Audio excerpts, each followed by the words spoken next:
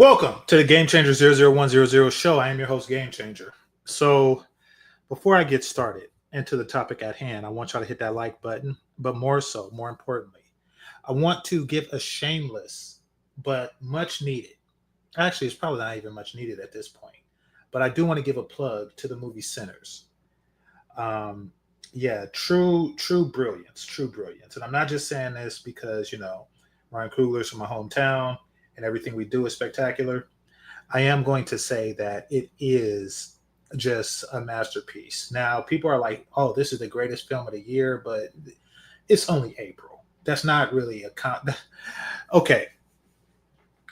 That's like saying you're the finest woman I've seen this year, and it's only April. It's like, yeah, that's better than saying that on New Year's Day, but it's still not a major compliment. Especially since this has been a year of trash movies, just like last year. I will say that this is the best movie that I have seen since the last Miles Morales Spider-Man, and it very likely with the trend of the way things are going, it very likely will be the best movie that I see until the next Spider-Man, the next Miles Morales Spider-Man. So that is my compliment to this movie. Now, in particular, the reason that makes this movie great is, and I didn't know if he could pull off horror the way he did, but now looking back at it, and when you combine his talents, Ryan Coogler's talents, with the whole horror theme, it just explodes everything. And here's what I mean when I say his talents. Hit the like button. He has a spectacular talent for humanizing people, humanizing each and every single character in the movie, in everything he does. Like, the doorman's name, you met his wife and everything like that. You know the person who sells the fish name, their whole story. This has been made obvious in the movie Fruitvale Station. Oscar Grant, rest in peace. He was a person with a name, but we didn't really know anything about him. We just know that he was a victim of a tragedy. We didn't know anything about him. He made the movie, and then you knew him. After he made the movie, you knew him. You knew about him, what he was about, what his grandma was about, what his mama was about, what the person he worked for was about, what one of the customers who came to him, and asked him for help was about. You knew about him. So now I want you to combine that with the horror thing, and to where, because in horror movies it's the typical blonde chick, you don't really know her or anything like that. You know that she's slutty, and you know that she's about to get that blade. You just know it. You don't know anything about her, but you know she's about to get that blade, and the only reason why you feel any sympathy about her is because of them tig old bitties. That's typically what happens. But in this one, you know a lot about the character. The character reminds you of somebody that you know. You have a general idea of who they are, and you feel something for them if and when they get deleted. And you're sitting there on the edge of your seat, like, oh man, I dude remind me of the homie. He remind me of my cousin. I don't want it to happen to him. Oh man, she's cool people. She's a cool chick, even though she's doing this, but still, you don't. It puts you in that frame of mind. He's very good at that. So that combined with everything else is a very well written movie. Really just brings everything home. So it did defy expectations. My expectations were high. I actually thought that he was going to present a new type of villain, kind of like Sleepwalkers or Jeepers Creepers, and these villains were going to be called sinners, but he did such a spectacular twist on existing villain type that, yeah, he didn't need to. So salute to Ryan Coogler for that one. Salute to Michael B. Jordan for playing not one but two roles in this movie, and salute to the brother who probably would be considered the de facto star in the movie. I don't know his name. Look it up. welcome to the theater. His name was Gus in the movie. So yeah, just all around great movie. If you haven't seen it yet, go ahead and see it. Pay money. It's not something that you want to see on some secondhand bootleg on some crappy website. Pay money, see it. All right. Now that I got the shameless promotion out the way, I want to welcome everybody. Now, and we're going to talk about the topic of Black men and their presumed attraction to snow bunnies. Now, and this comes up in a video that I'm going to review today. I actually sent a shout out to the person who made it. She is an up and coming YouTuber. I looked in her history. This is her most popular video, and that's probably why I found its way in my algorithm. I'm going to critique it. Some good, some bad, but that's how I do. And she said that she's going to come through and watch it, so that's a good thing. That's a plus two. So if she has something to say about my critique, then by all means, say it in the chat room, or I'll even give you a link. Now, the whole concept of why brothers or if brothers date snow bunnies really should not be an issue, in my opinion. And the reason why, it's because it's and it always has been, it has been an extraordinarily low percentage of brothers who do that. Now, I know relative to Black women who do that, then, it's greater than that. But relative to any other previously colonized group of people in the world, it has been extraordinary. See, by all means, we shouldn't exist because we don't exist anywhere else. Now, follow my logic here, because I'm really going to break this down. And I don't think that people are getting this about Black American people unless you view us from the eyes of a foreigner. And by foreigner, I mean somebody who is a first or second generation immigrant to this country. The way I was looked at by an Indian American from India, not an American Indian. And this is one, he's second generation here. He watches basketball. He listens to rap music. And, we was talking about 23andMe and stuff like that. And he was asking, about which tribe do I come from, right? And also I talked to a female Indian who I worked with too. When you work in tech, you're going to work with a lot of Indians. And the funny thing, was very shocking. And they grew up in the American educational system. Maybe that's not to their favor, but they assumed that all of us were descended from African immigrants. They assumed that all of us were descended from African immigrants, like Barack Obama. Like his favorite boxer, his favorite basketball player, his favorite rapper. He just would assume, he was under the impression that they all just came from African immigrants, just like his parents. So when I explained to him that my ancestors are the descendant of people who were here from the transatlantic slave trade, he was shocked. And I had to think about, why was he shocked? And the reason that he was shocked really shocked me, but it made so much sense. It makes sense in the sense that by all rights, we shouldn't be here. From his point of view, it's like, wait a minute, you guys are still here? Everywhere else, people have mixed into the greater society, like Dominican Republic, like, in a large extent, Brazil, like France and England. These are all places that had slavery. But you don't really hear anything about the descendants of the people who found themselves in England, or the descendants of the people who found themselves in France. The Black population there is made up of immigrants from the Caribbean or from Africa or something like that. So we're one of the few people where it's so many distinctively black people that hadn't merged with the greater society for a long time. It doesn't take much to make to just completely, for a population to just completely blend into a society. And we've been free to do so for going on 150 years now. Actually, it's past 160 years. It is 160 years, excuse me.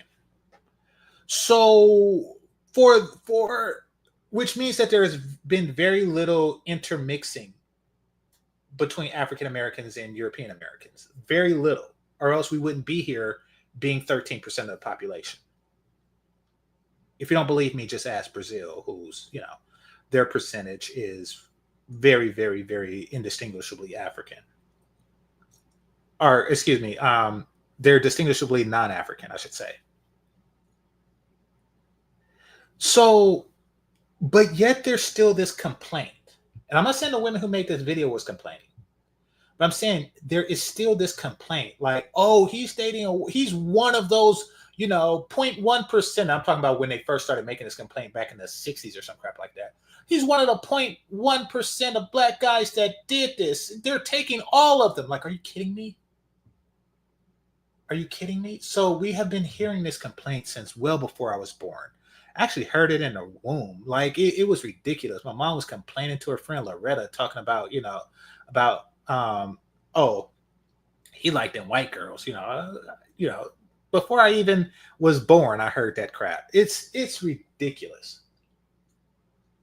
It's ridiculous. All right. Somebody said, okay, so she's here. So yeah, this is her channel. And salute. So yeah, we're gonna get into the critique, and thanks for being here. So really a lost point to complain about something that is so petty. But we've heard this complaint so long that you would think that we're doing it at a rate of like 98% or some crap like that.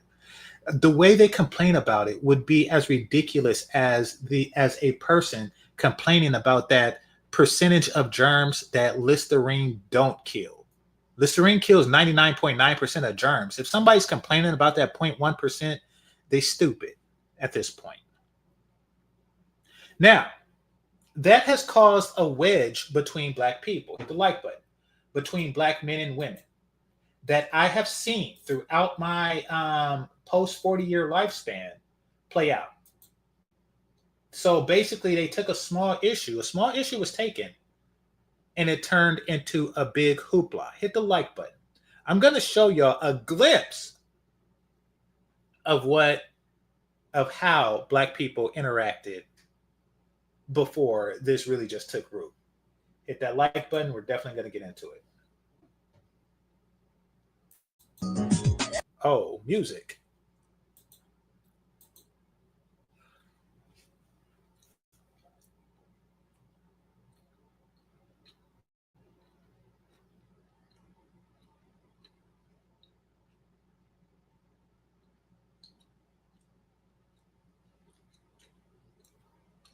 Okay, you see, I want to point out how not fat these women are. Let's start there.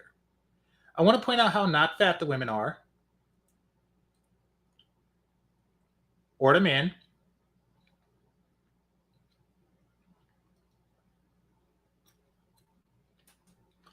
Generally more attractive and getting along significantly. There's no gender war, no nothing like that. They're just being happy with each other. And we all know what the crap is. Today the men are trying to avoid the women, and the women are trying to figure out how to get a group of men who are avoiding them to give them money. That is what we're dealing with now. That is a gender war that has been going on and expanding for the last, 4 generations? And counting. That's where we're at now, and we're going to discuss that today. Hit the like button. Let me get some shout outs. JB and Design, salute. Sinners was solid. Had a good SYSB ending after the credits. If you caught it, no, I didn't catch it. I didn't catch it, and here's why I didn't catch it. Because, and I'm not going to spoil it, but the thing is that there is a difference between loving somebody, loving what they are, and loving who they are. It wasn't a SYSBM thing because a man loved who a woman was. And they make that clear in the character building, which is exceptional in that movie. You know, it wasn't like the movie Jungle Fever when they both were, and they said it, infatuated and curious about what they were.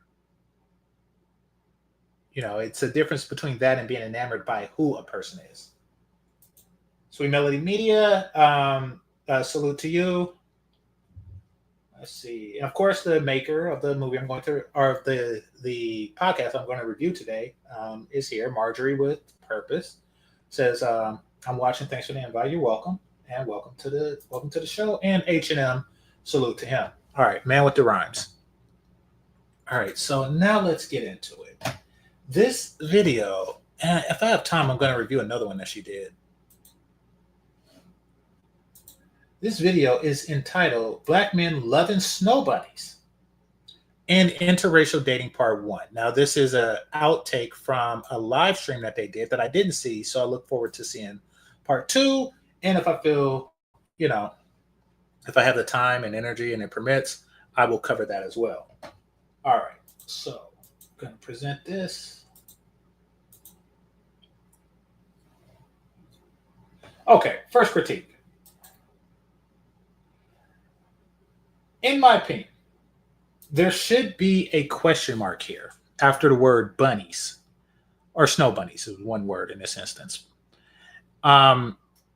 Because do we really love them? Or are they simply put men who are refugees in a gender war? Now, y'all touch on that in the stream, so salute to you for that. But I think that there should be a question mark. Like, you know, do we really love them? Or is that like an alternative to what we would really like?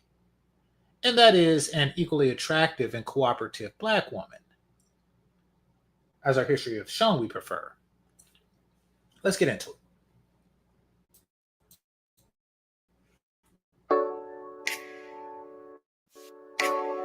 And subscriber. I'm gonna find 50 different million ways. You're a different character. That's how you say it. I'm telling you, voice acting. I'm telling you. Don't forget to like and share. Okay. I am going to. I'm wondering if I should do this one time only. Yes, I'm going to make an exception for one time in this instance and classify braids as real hair. And here's why I'm going to classify it as real hair. And I normally don't do that. It's because it's something, if you've seen the 80s, it's something that was done prior to this whole gender war escalation. And it requires, it's ethnically unique, and it requires greater effort than putting a wig on in the morning. So for the sake of this one time and one time only, I'm going to classify that as natural, and the hair that's braided in as hair accessories. And then I am going to say that this is a natural haired panel with that special scenario. All right.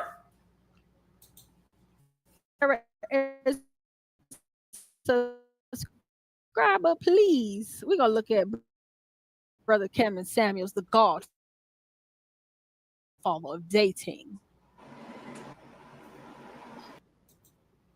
Okay, it's buffering. So let me pause for a second. Let me get rid of some of this stuff that I have here.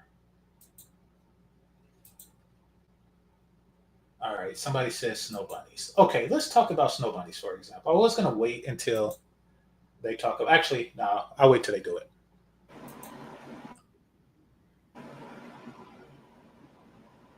80+% of people are date inside their group. Personally, I've dated everything.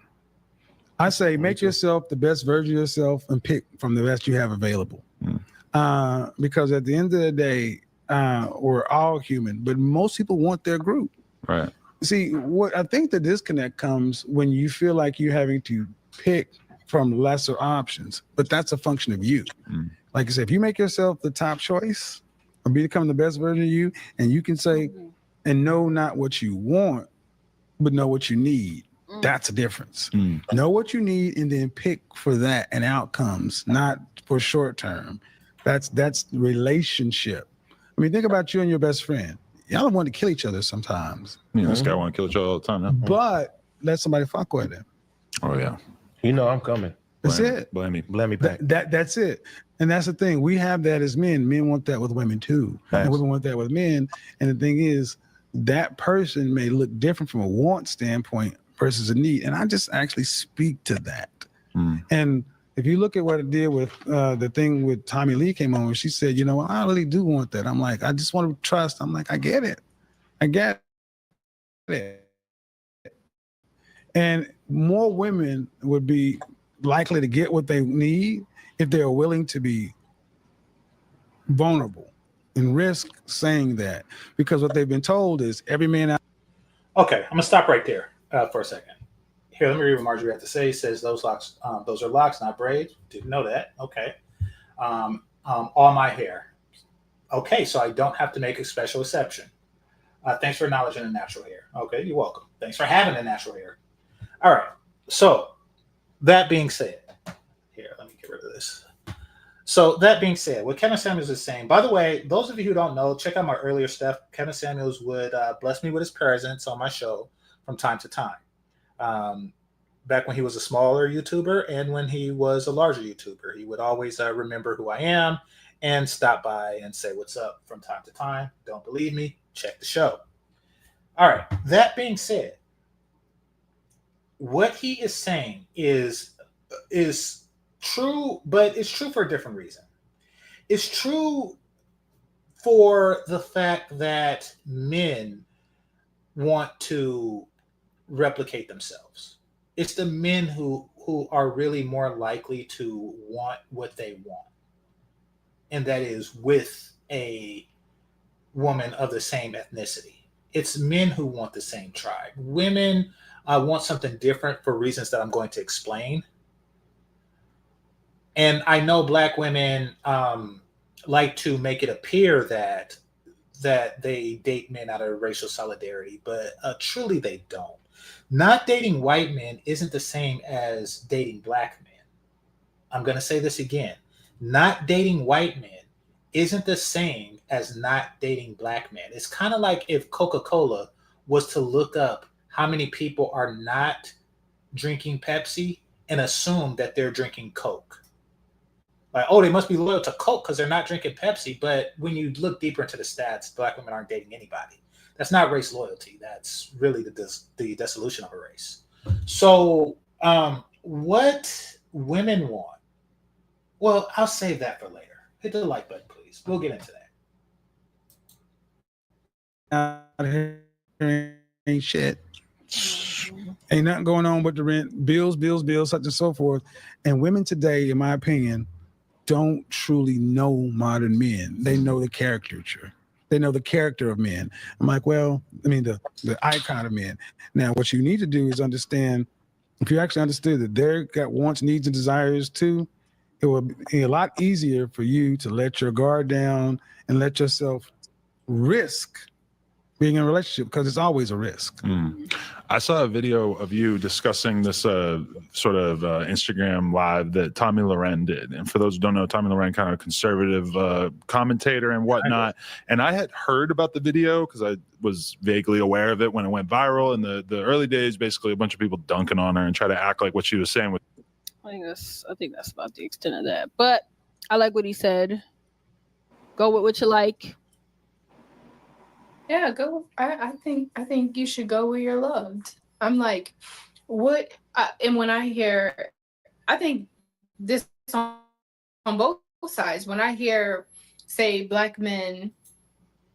That's woman talk. That's woman talk. Go where you're loved is woman talk. That is the talk that comes from people, in this case women, who have a very, very, very large mating pool. Or, well, I'm sorry. It's the opposite. My mistake. Some people, when they have a very high selection, they could say, listen, I go where I want. If men collectively could say, let's go where we want, or go where we want, then Rihanna would be very busy. It doesn't work like that. We have to be less selective, and we just simply are less selective. That's just the difference between men and women. Now they're going to touch on that, but what I'm saying is what you see a man with is not necessarily always going to be a reflection of what he wants. Just like what you see a poor person eat is not necessarily going to be a reflection of what they have a taste for at that time. What you see a rich person eat is going to be a reflection of what they have a taste for at that time, or what they feel is best for them to eat at that time. So it's different in that way.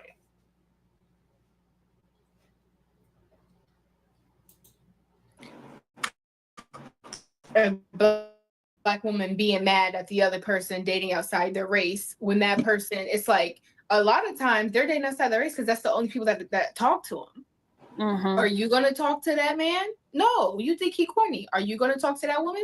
Right. No. You think she too dark, or you think she goof? You think she weirdo? Whatever. Yeah. Whatever. So it's like, what, you want that person to just sit there and wait and hope and pray that somebody in their race is gonna love them? Okay. We never think that you're too dark.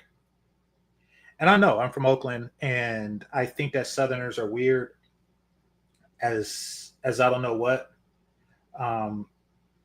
And to be perfectly honest, just downright stupid as far as the dating preference of the men. And if you're from the South and it don't apply, let it fly. But y'all know what I'm talking about. Y'all be getting some just butt fat, ugly looking chicks thinking that she fine because she light skinned. It's just stupid. But the thing about that is that what I also notice, and this is consistently throughout the diaspora, is that Black men in general aren't selective enough to categorize any group or any characteristic in a group as ugly. That's my way of saying that brothers don't have any damn standards. None whatsoever. Tawana Burke is possibly the ugliest broad I've ever seen in my life. And she got a dude, a black dude. So for her to assume that, I think that's a little presumptuous for her to assume that, oh, brothers are just shooting down dark-skinned beauties left and right. No, that's not the case. Now, as far as the black woman in the corny thing, and this comes from a nerd, this comes from a corny perspective.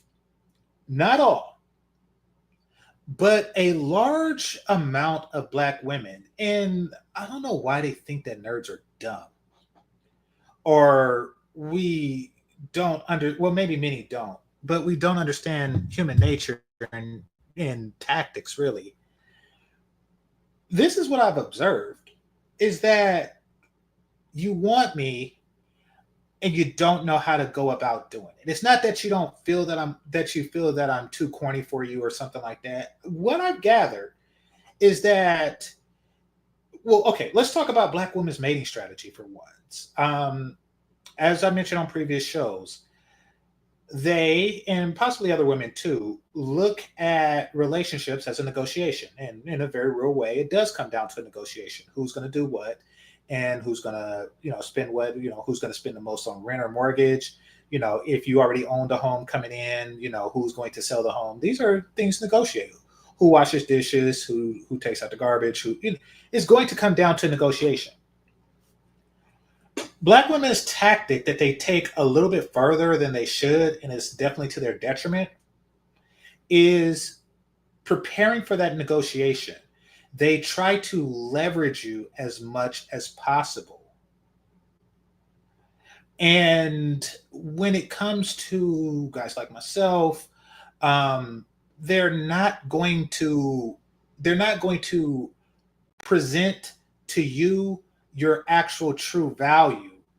They are going to state to you as if you are a diminished entity.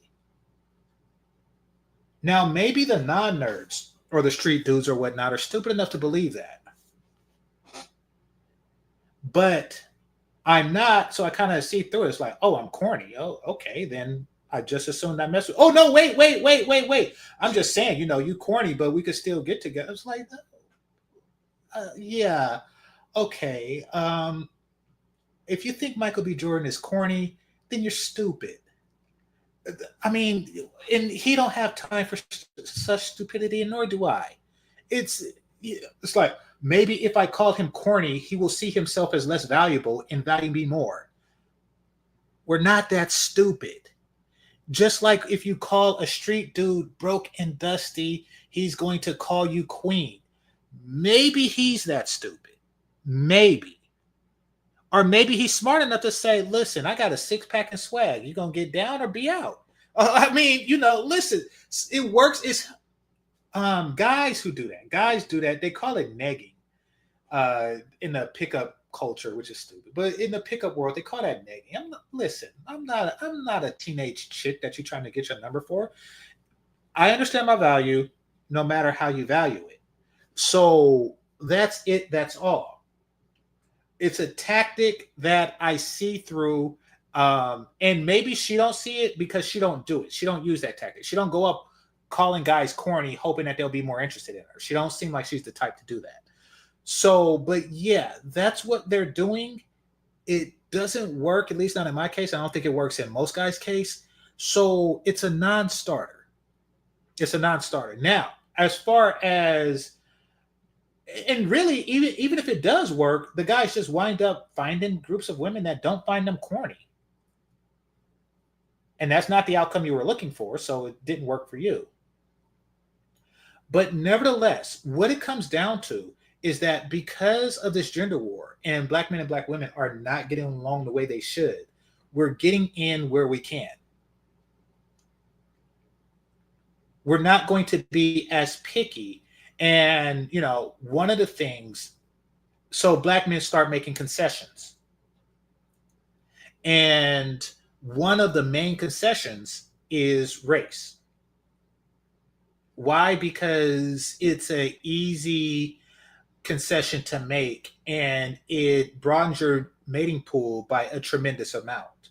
Meaning that if you were to go to a nightclub and there's 100 women there and you can only look at 13 of them, that's extraordinarily limiting, So you will open yourself up to the other 87 women if you negate race as a qualifier.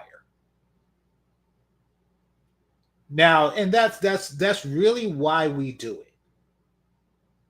Now, once you negate race as a qualifier, then really what will happen is there's an 87% chance that we get with a non-black woman and a 13% chance that we get with a black woman. But that's not the case because we haven't relinquished race as a qualifier.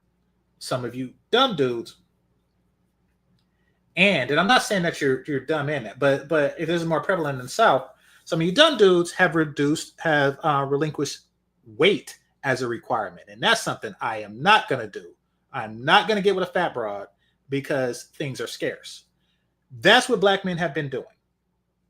I digress. Let's watch some more. When they have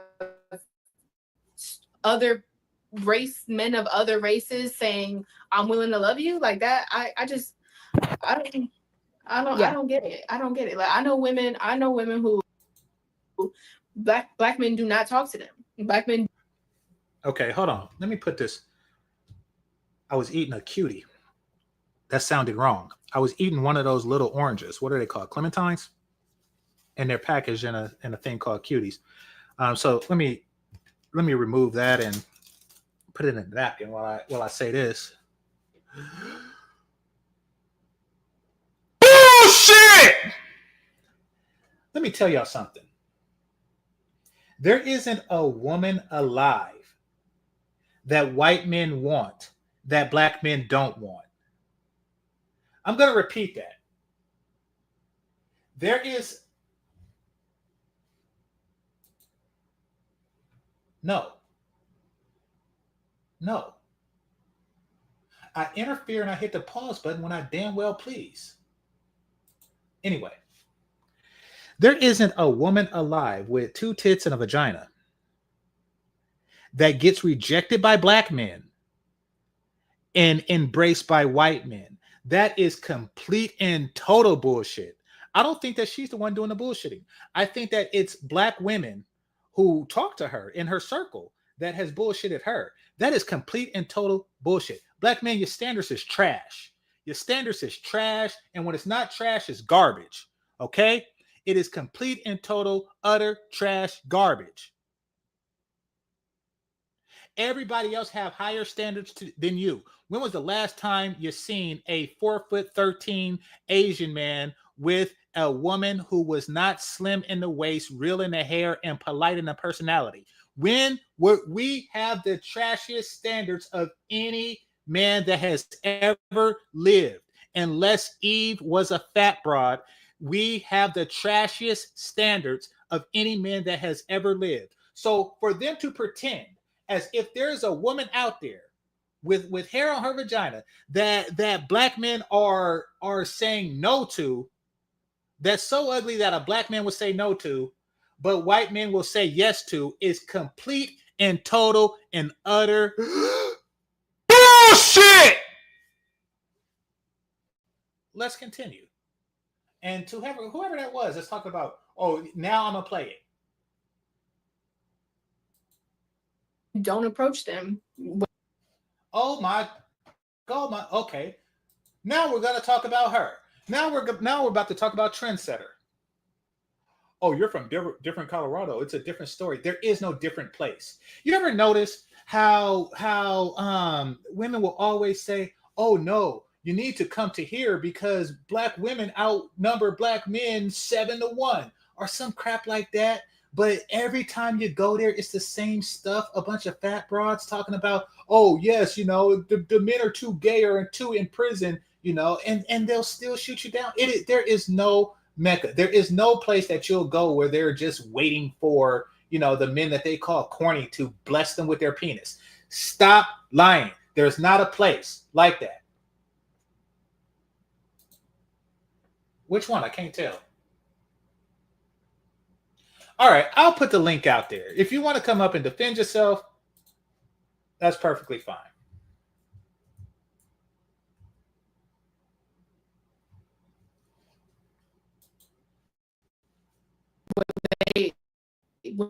When regardless of what setting it is, have never, rarely. So, but white men or Hispanic That's men not true. talk to them, approach them all the time. What is she supposed to do? No, Yeah. no. I'm waiting for my black man. Yeah. Come on. Okay. Yeah. Since it's you, and you're on the thing, name the famous person. Name the famous person that white men find attractive that black men don't.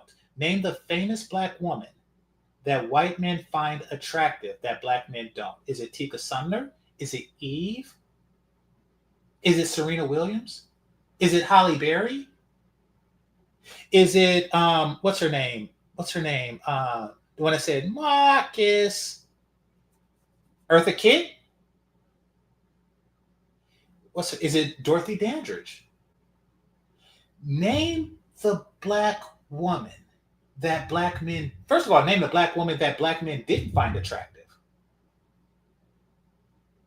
And then name the black woman that white men found attractive that black men did not. I will wait on that. It's the same thing with black men. Like, what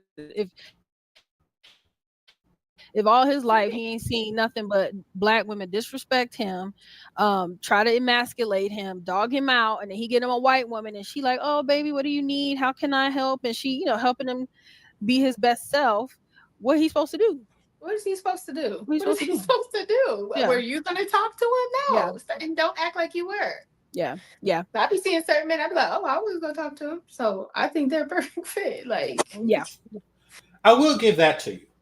There is nothing worse than when women want the men that they don't want to want them. To me, that's like enormously cruel. I quite frankly don't want fat women to want me. I think it's awkward. It don't happen much, but it is awkward when I have to shoot them down. It is. I would rather they not be attracted to me. There do list a not insignificant amount of Black women who want the men that they don't want to want them. That's extraordinarily cruel.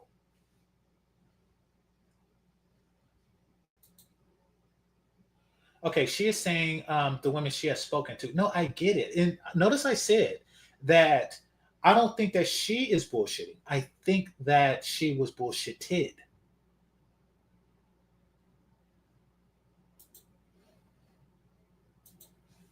I like what he said. Like, be your best self.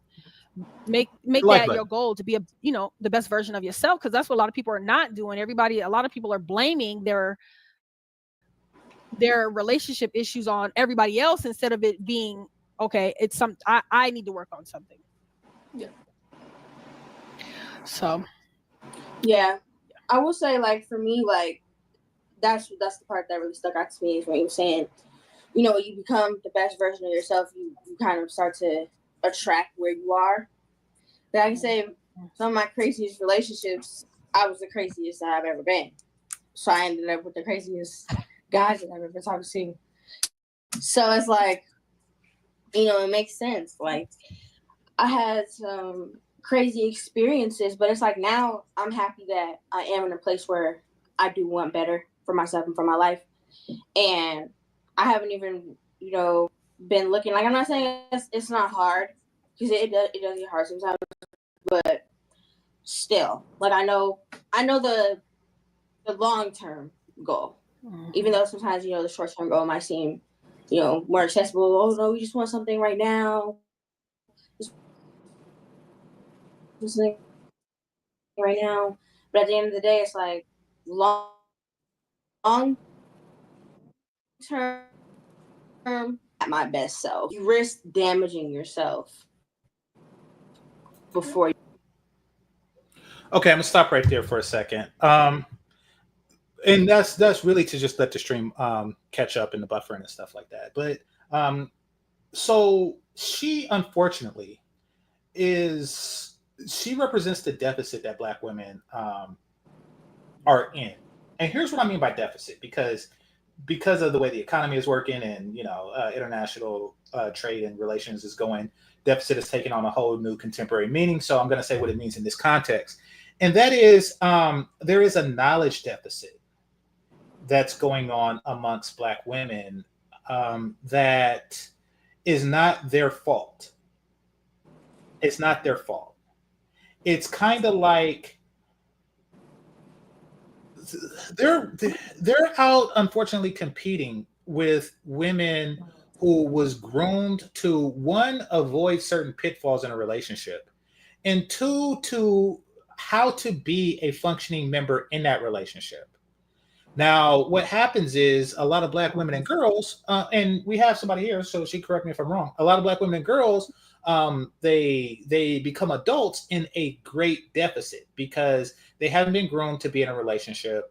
So they have to learn on the fly. Now, while they're learning, time is passing versus other groups, which puts them at an extraordinary disadvantage. That, combined with the disinformation that they're getting from their own tribe, really is just like extraordinary. And that's what I see with her. She's going to, with this young lady here, she's going to go deeper into how she is going to deal with this, which is something I don't agree with, but there's very little advice to give someone in that particular situation. But while it buffers, let's see. Trina, you have something for me? No, I agree. I just wanted to clarify Well, first, may I ask, so are you for or are you against, the dating outside your race situation, just so that I know who I'm speaking to in regards to the situation? Okay, I'll put it like this: I do date outside of my race, Okay, okay. and that I wanted to know which. okay. Okay. Okay. I'm not for it in the sense that you would hear some brothers talk, and that is they exclusively date outside of their race, or Yep. they come with cultural presumptions of a woman because she is part of a race. Okay. That's something I'm not going to do. So, for example, and I've seen, and I've covered it on my channel, I've seen guys do this, particularly white guys. I'm not going to look at a well proportioned black woman and assume that she's fat because there's an obesity problem in the black community. That would be stupid. I would be Right. passing up extraordinarily attractive women because of that. And I do have a physical ethnic preference for black women, particularly Ethiopian black women. So let me say that. Okay, they are the most gorgeous women I've seen. I can. On the planet, yes. Yeah. That and Eritrean, absolutely. So yes, that's where I stand on that. Okay. Okay. And I agree. As far as women, black women, having the not having the upper hand when it comes to not having the knowledge on how to be in relationships. I personally was blessed to have both parents in the household. So I have a much different view on when it comes to how to be a wife. But I completely understand. And even the girl in the video, she had unfortunate circumstances which caused her way of thinking as well. But I do agree to, as far as your standpoint when you're speaking on us having not the upper hand. So, and that's why I'm not opposed to when it comes to black men dating outside of their race. Because if a black man is, let's say he was raised by his mother, didn't have a father, and all of the women in his family didn't have fathers, and so that there, no one knows how to be a wife, I would understand his reasoning of, I never saw in my life black women being wives, and so this is my reasoning for wanting to date outside my race. I would understand that. Like, I'm not bashing, I'm not opposed to it at all, because everyone has their own reasonings as to why they want to date outside the race. The only thing I'm opposed to, as even as you stated, is the bashing your own race, or it being, like you said, or like, you have a fetish. Once again, that's your personal situation having a fetish, but you know what I'm saying. Well, I do have an Ethiopian fetish. So But uh yeah. but if you date an Ethiopian woman, are you saying I'm with her because of how she treats of our relationship, or are you with her just for the sole purpose of her being Ethiopian? Because I understand I have a certain preference when it comes to the men I date, Mhm. but it's not necessarily, oh, I'm with him because he built like this, he looks like this, he looks like this, and other men are just trash. It's more so of the relationship that we have. Well, okay. I'm gonna say this. The unfortunate truth of it is Mhm. that when you bring a person into a relationship, you do have to there is going to be a cultural and ethnic reputation Oh that yeah, it comes down to. for sure. And unfortunately, and I don't think black women know this, and they definitely should know this. That is the only thing that y'all have working against you is the cultural and ethnic reputation. Everything else Mhm. would put you on the top of the list. In fact, in a very real way, Ethiopian women are much like black women, minus the cultural and ethnic reputation. And that's something to think about. If you subtract that, you actually would have a very sought after group of people. That definitely works to your disadvantage. Now, when it comes to somebody like myself, and many men feel like myself, we're nobody's going to kick Chloe Bailey out their bed or anything like that. So, but what it comes down to, essentially, is okay. And I often use this example. A black man tells a group of non-black men, "Hey, my cousin is having a birthday party. You want to come? She's bringing all her friends." he's going to be less inclined than if let's just say an Indian person says, hey, my cousin is having a birthday party. She's bringing all of her girls. I mean, so you do lose that market. Now, it means that the men aren't willing to invest the time to see if she is an exception to the conventional norm. Mm-hmm. And quite frankly, and this is unfortunate for you and the other women on the panel, the norm is complete and total trash. Nobody wants to deal with that.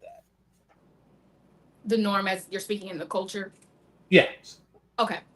Yeah, the cultural norms as it pertains to Black women is complete and total trash. I don't disagree. I don't disagree. I think that the way our culture has been, as far as from the music to the way that we've normalized dressing to the way that we're being taught and told how we don't need a man, I don't disagree with you. Mm-hmm. I'm with you on that. Okay. So no, we definitely agree to agree. I'd like for you to stay up while I go through the rest of it, if you don't mind. I don't mind. Okay, great.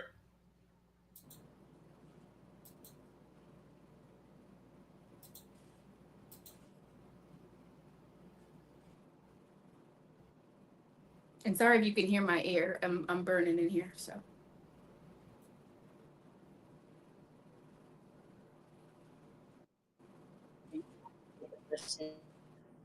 That's meant for you. So when you actually get the person that's meant for you, you've been through just so much shit. You don't even know how to love that person. Yeah. So it's like taking a break. Again, it's not easy all the time, but taking a break definitely is needed, especially with the people that I've dated. Right. Okay. And this once again is an unfortunate side effect of a woman, in this case, a young woman, trying to figure things out for herself.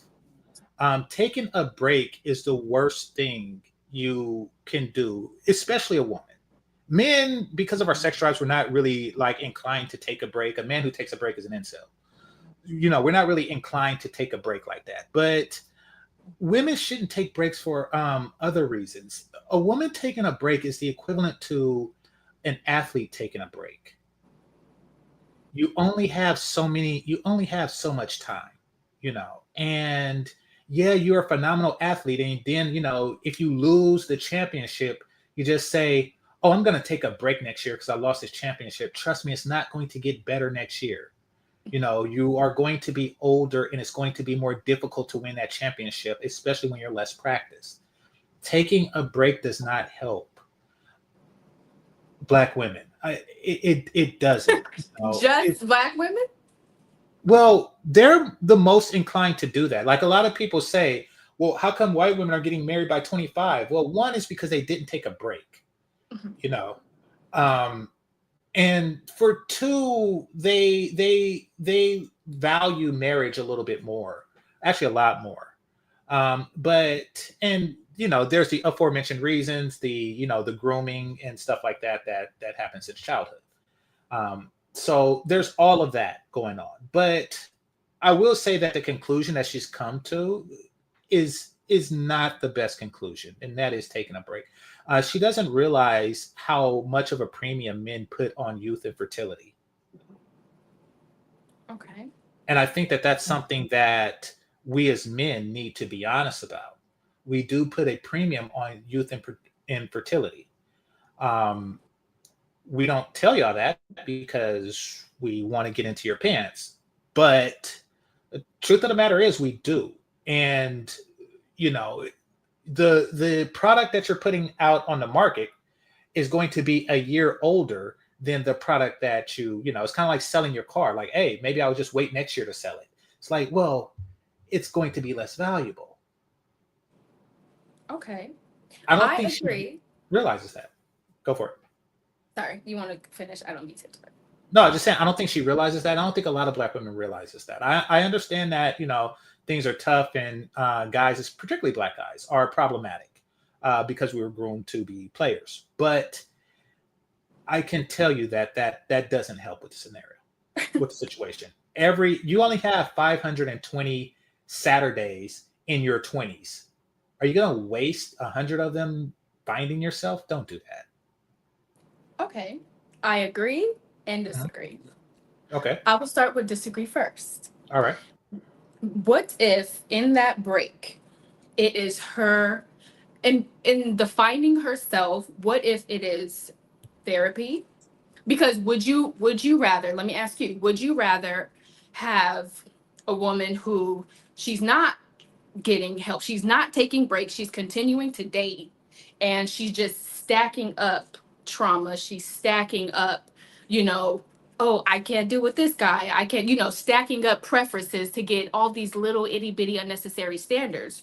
Or if a woman, or would you want the woman where, say she took, it doesn't even have to be 5-year break, say it's 1 year, she took 1 year, she did therapy, she surrounded herself with with women who have mindsets of being wives, or she surrounded herself around, so she understood, she took that year to take a break, not dating, trying to learn who she was and how to be a wife, so then when she does date, she knows how to date. Like you said, a lot of times women don't know how to date. They have no clue at all. So how do you know if you don't learn? So it's like, say an athlete. If an athlete takes a break, what if in that break he's training?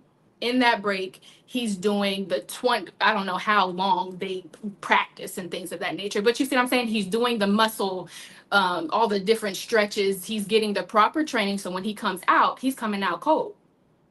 I don't know what athlete it was, but he did take a small break. He did the training and he came out undefeated. Wish I knew the name. I want to say LeBron, but hi mom. But I want to say LeBron. But you get what I'm saying? It's like, what if she just it doesn't even have to be 5 years? Because this is the part where I agree. I do believe that it can become a con if the break is too long, and if that break is not being it's not benefiting her, nor is it benefiting her potential relationships. I do agree to that extent, because some people, when they say I'm taking a break, they do mean, oh, I'm gonna go sleep around and I'm gonna go F around. But I think that it can be really good and it can be beneficial to not only the woman, but her future husband and the men that she is dating, whether they're her husband or not. It can be beneficial to them because she took that time, so that she's not coming in with the attitude and the he got to have this, and this, because she understands what a wife really is, and she's understanding what a husband really needs. You get what I'm saying? So that's why I say I agree and disagree, because a break can be good. Mike Tyson, okay, I know it's an athlete, but you see what I'm saying? It can be, like I said, it can be a con. Because if she's not using, I know women where they talk about taking breaks, but they still got sneaky links. So that's why I do agree with you on that part. But it can be beneficial if she's taking that break to better herself, to become a better woman, to become a potential better wife, and to have a successful marriage. That's why I said that's the part where I disagree. Okay. I see what you're saying. And I want to say something about Mike Tyson and Muhammad Ali. Both of whom were forced into breaks. They didn't take one. Mike Tyson was the youngest heavyweight champion in the world at 19, and his career ended with Lennox Lewis at about 32. So he needed all of those years. All of those 13 years, are precious, given his talent, many of which were taken away from him to no fault of his own. But like with Muhammad Ali, the same thing. I mean, he lost to Joe Frazier, a man that he later beat twice, but he lost to Joe Frazier because of his break.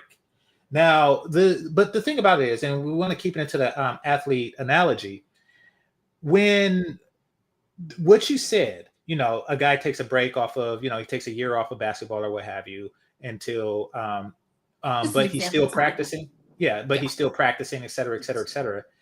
He can do that while playing.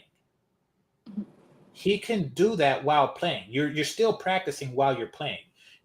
Like, why are you going to shoot hoops in your backyard when you can actually learn and get paid in the NBA?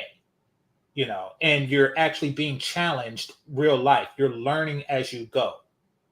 So she's missing that opportunity, in my opinion, in doing it that way. And also she's missing a golden opportunity, because what she's doing, and I'm pretty sure she gets approached, what she's doing is she may have denied her golden opportunity, not because not because it was something wrong with him, but it was just that he was in the wrong time.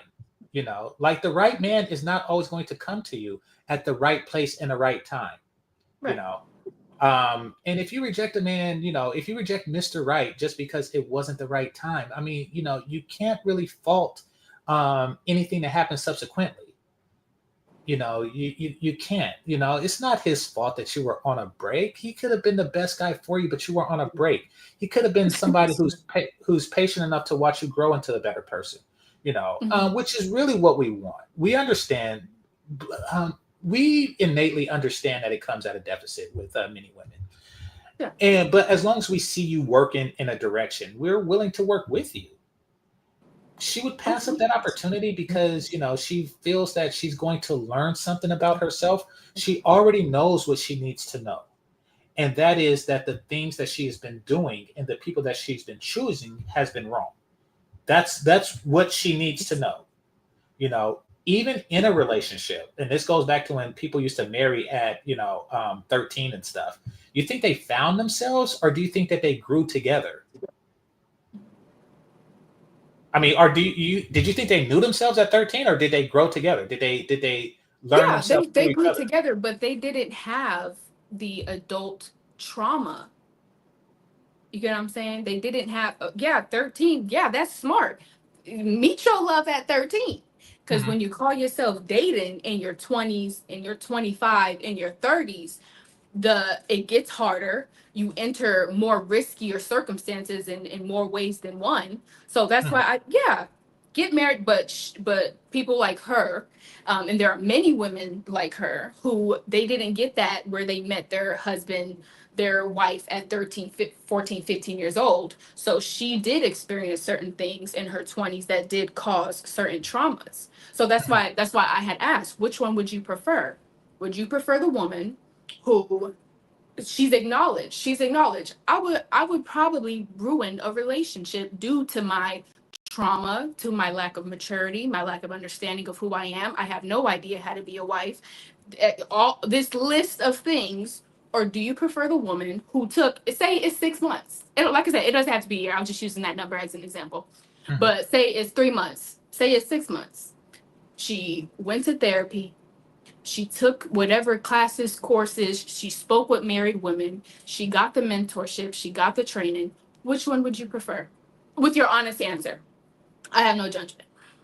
Okay, so if let's just say 6 weeks into the 3 month period, you know, a Mhm. guy approaches her and, you know, he's a decent dude, and she says, "No, I'm waiting to I finished, I finished learning to be a better wife."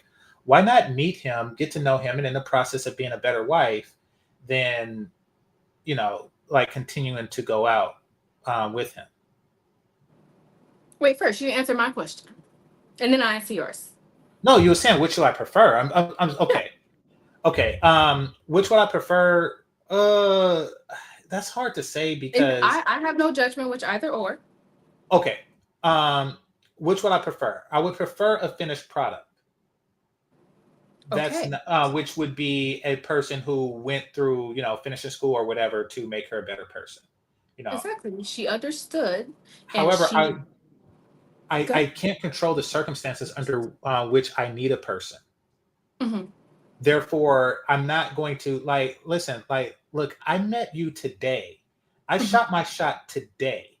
You know, I understand that you were finishing, but I shot my shot today. Hmm. And I got this with when I was younger and with a lot of black women who, you know, like, oh no, I'm focused on school. That was the thing back then. I'm focused on school. It's like, really, you can't do both? I'm in school too. I'm in college too. Hey, Some people what do aren't you do? capable This of is doing both. oh yeah. Some people Okay. are not capable. Like some people are just completely where they don't know how to what's the word? Compartmentalize. Compartmentalize. Yeah. Compartmentalize. Some people just don't know how to do it. Once again, some people do use that as an excuse to be able to sleep around. Let's be honest. Like, come on. But if they're being genuine, and I understand, like you said, I met you today. I'm shooting my shot today. But Yeah. what if that is your protection? What if she's warning you? Hey, I'm finishing school, or say it's a different whatever. Hey, I'm just getting to learn stuff. What if that's her warning? What if she's saying, look, man, I will mess you up? Because that's men and women deal with heartbreaks completely differently. Do you agree? Yes. Completely differently. There are men I've spoken with men who got their heart broken when they were 15 years old and have never forgotten it. So what if that is her form of protection? Okay. I feel like you should understand that and move, and you might end up, she might be putting you in the direction of the woman you're supposed to be with. Yeah, that's true. It's a missed opportunity. Men date a multitude of women before they pick one. We don't just, say, "Oh, I got her number, so I'm not going to ask for any other ones." So she's not going to block an opportunity like that. Okay. Just to be completely honest with you. Perhaps we shouldn't, but we do. And as far as like the way trauma is processed amongst women, and that she's warning you that she's crazy and et cetera, et cetera, et cetera. Listen, and I think this, but few people say it. I say it all the time, and that is all women are crazy. So by saying that, if she were to say that, that's not going to deter her. We know that she's crazy. You think that? Well, what if she ends up cheating or something? Then what? Not her, because she's very loyal, sweetheart. But what if the woman end up cheating? Then what? I mean, okay, cheating and crazy is different things. They cheat for different reasons. That's crazy too. To be cheating on a good man, that's crazy. To be cheating, period, but especially on a good man. I think that's crazy. Listen, I do not heed any warning, and I mean any warning. I had women tell me up front, my dude is locked up and he gets out soon. I did not give a fuck. If she's hot enough, I did not give a. It's true. That's not going to deter me. All of y'all. Are you talking about marriage or are you talking about sleeping? Because all marriages begin with the desire to sleep. All marriage. Listen. You would marry a woman who lets you know her man is in jail and crazy? Huh? Did I marry her? You would marry a woman who lets you know her man is in jail and crazy? Possibly. I'm gonna keep it a buck. Possibly. Oh. But it's far less. It's far less likely than a woman who's not in that circumstance. Granted. Mm-hmm. Listen, every marriage begins with a man's desire to sleep with a woman. The real difference is that at some point in the time from when he met her and got tired of sleeping with her, did she show that she was wife material? And if she did, then she became a wife. If she didn't, then the cycle continues. The unfortunate cycle continues. For her, but that's just how it is. So the whole crazy warning, it's not, especially if a woman is saying like, listen, I'm really working on myself. My response would be, well, we could work together. Okay. That's my response. Like, we could work together. I mean, the people don't stop growing. Yeah. Once they reach a certain level, they don't stop growing. We're all in a process. There's no reason that she should be taking this process alone when she don't have to. Mm-hmm. That's how I feel about that. If she's getting the training, how is she alone? Or are you referring to just without a man being there? Yeah, there's no reason to deal with that process alone without a man when she don't have to. That's what I'm saying. What if she has her father? Yeah, if she has her father, granted. But I'm saying like she's missing relationship opportunities by doing this. Okay. That's what I'm saying. Okay. So Educated Pookie is in the background. I'm gonna let you up for 30 seconds, but I'm gonna keep the panel to the women who are on this panel, not other women, just the women who are on this panel. But I'll let you have your say for 30 seconds. Go for it. Oh, okay. No, GC. If that's the case, I'm gonna let the women have their shine because I want to hear their opinion. To be honest on this, I mean, the only reason I even came up was because I'm kind of in the middle of both extremes. Like I've dated mostly brown and dark skinned chicks, but you know, I've dated like one or two white chicks my whole life. But like, I'm in the middle of the niggas that pedestalize white women, and then the opposite extreme of dudes who don't care for white women at all. So I thought I kind of have like a median perspective on it. But if you want the women to talk, I get it. I don't want to. Okay, thanks a lot, brother. Yeah. All right. Thank you. Okay, so I want to welcome Plain Eddie to becoming a channel member. Greatly appreciate you. And I want to thank Tony Miss for the $2 super chat. Greatly appreciate you. So Educated Pookie brought up a point. I think most black men fall into that category. Very few of us deify white women unless they are extremely damaged from their history and dealings with black women. And yeah, but we are willing to date it because men are less prone to turn down sexual opportunities. You know, we don't do that. We don't say, hey, I'm gonna take 3 months off and jack off. We don't do stuff like that. You know. All right, so let me play some more.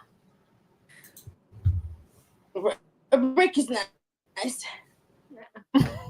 It's so crazy hearing best friend get comfortable cursing around. You can fast forward that part. Best friend, don't start. I was just saying, like, wow, I'm comfortable cursing around my mother. She got a potty mouth. I just let her speak her. Let her do her. You can do that. I can't. As grown as I like to believe I am. I mean, like, like, yeah, that and where that eat that, yeah, if that. It's so weird. I just because if she, that's you choose that. So I ain't mad at it. I ain't gonna. I guess I still got that mentality. You're not one of my little friends. Hey, I respect that. I ain't mad at that at all, baby. I want to be friends. I ain't mad.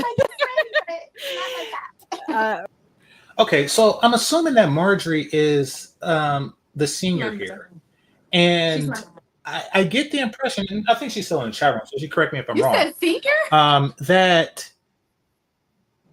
That she's older than the person in the middle. Okay. Am I wrong? Yeah, she's not. She's okay. I mean, I could be wrong. I just senior. I was like, whoa, senior. Okay. Whoa, she's only 38. No, she's not a senior. I'm saying she's the senior amongst the people here. She's her senior. Yeah. And the reason why I'm saying that is because I think that she disagrees with this approach like I do. But she wasn't willing to say it. And I really wish that she was. I mean, because she needs that guidance. In my opinion, this young lady needs that guidance from Marjorie and say, listen, this is a bad idea. This is not I think she agrees. Oh, let's see what she has to say. I'm the elder of the group. Okay, so there you have it. I wasn't wrong. But no, I think that on you, I think that it would have been best if you said that. I don't think that that's the best approach. I've lived longer than you, and every minute of youth is precious. I wish I had somebody make that point for me. Every minute of youth is precious. It should not be wasted, and nor should opportunities. Every opportunity is precious as well. But she just kind of like, well, if you like it, I love it type response that I want. There's a lack of mentorship. I know that just by having a channel, she is a mentor. I'm not taking that away from her. But I would like for Black women to, when they see women doing worse, especially if they're looking to change, give sound advice in the proper direction, especially if that advice is learn from my mistakes. Right. What's your take on that? So that being my mother. Okay. Well, see, then that's a compliment. I didn't know she was your mother. Yeah, okay. That is my mother. Yeah. I'm gonna have to disagree because my mother, she's even told me the break situation. Just as I spoke, that's really also who I got it from. The break the taking the break once again is to be the best you can be, and especially if you want to be a wife, and take that opportunity to learn how to be a wife.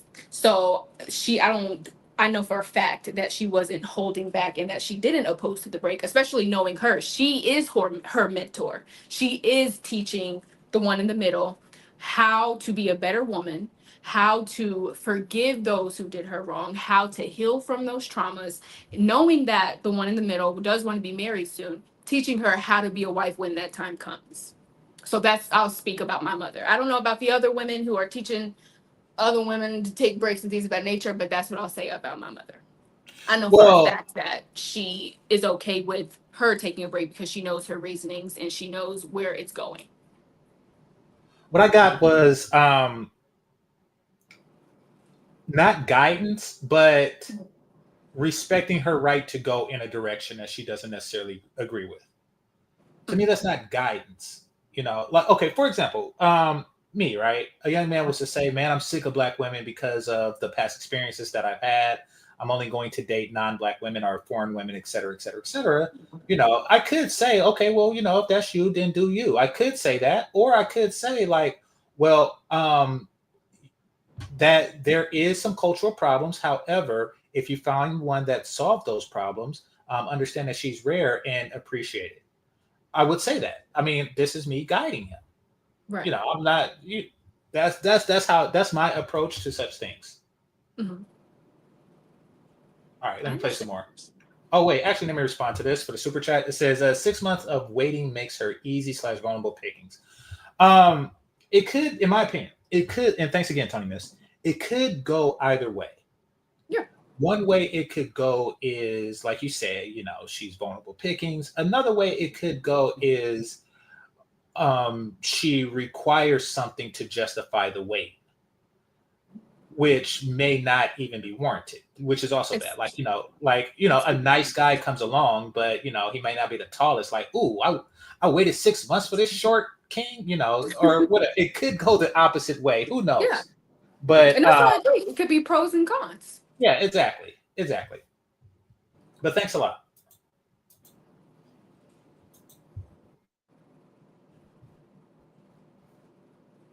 Right, I get it. So we're gonna watch a couple of these clips of first the black man with the snow bunnies. We're gonna watch a little bit of that first. Why is that a name? What if somebody came up for Black women like black monkeys or something? Well, black monkey doesn't sound as cute as snow bunny. I mean,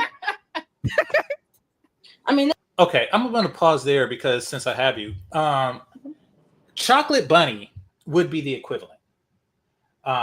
It being Easter is actually. It was just. It was just an example. I was just being funny. I was being facetious. No, I get it. No, but no. But here's the thing, though. About snow bunnies, I don't think that Black women started it, or Black men. I think that that's just something that came from the Hugh Hefner Playboy bunny thing, where he had his. Okay. Yeah, I think that is just something that stemmed from that. And it's like, okay, this is the white bunny or this is the snow bunny, but they're Playboy bunnies. I think it's something that stemmed from that. I don't think that it ever was meant to be a pejorative, but people like Dr. Umar turned it into one. Yeah, that's who I thought like started it was Dr. Yeah, Umar. started it as a bad thing. Yeah. Okay. All right.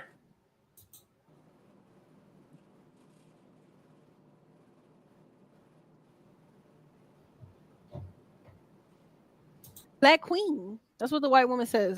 It's queen. It's black queen. That's that. Dr. Umar. I think that's him. Is it probably? I don't know where it came from. I don't know.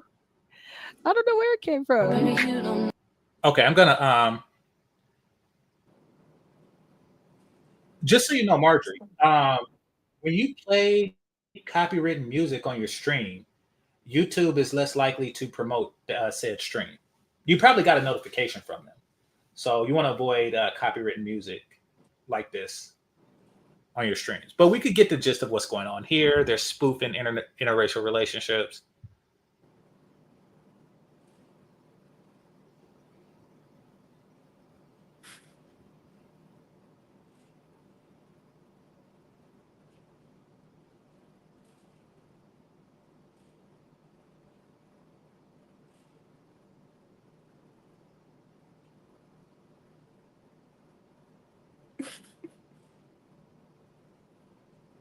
Okay, so we see what's happening. We see what's happening there. Okay, so I think this is where the music stops. So I'm gonna play it from there. Sorry, brother, you've been caught. I'm sorry, brother, but you are in the book of Negroes. What do you mean? I never. Sorry, brother. He's a clown. I can't. He's crazy. Okay, this guy. Everybody who subscribed to me, if you're new here, subscribe. But you kind of know how I feel about Dr. Umar. And it's not in a favorable way. It's simply not. I mean, people, ever since the death of King, people have been, competing for the leader of the Black community title, and he's one of the worst to do so. It's not.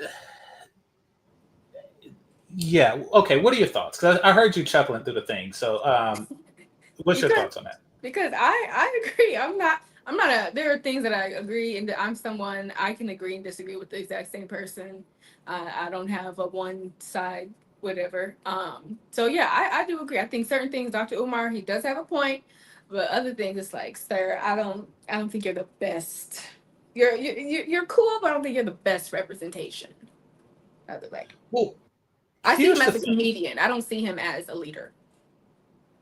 Because he's not leading anybody. But here's the thing about his community, and that is he's playing on both genders trying to get over on each other. Yeah. And by his logic, he's under the mindset of, something, if I call her a queen, she's going to overlook the fact that I'm broke and I sell t-shirts. I sell pro-Black t-shirts for a living.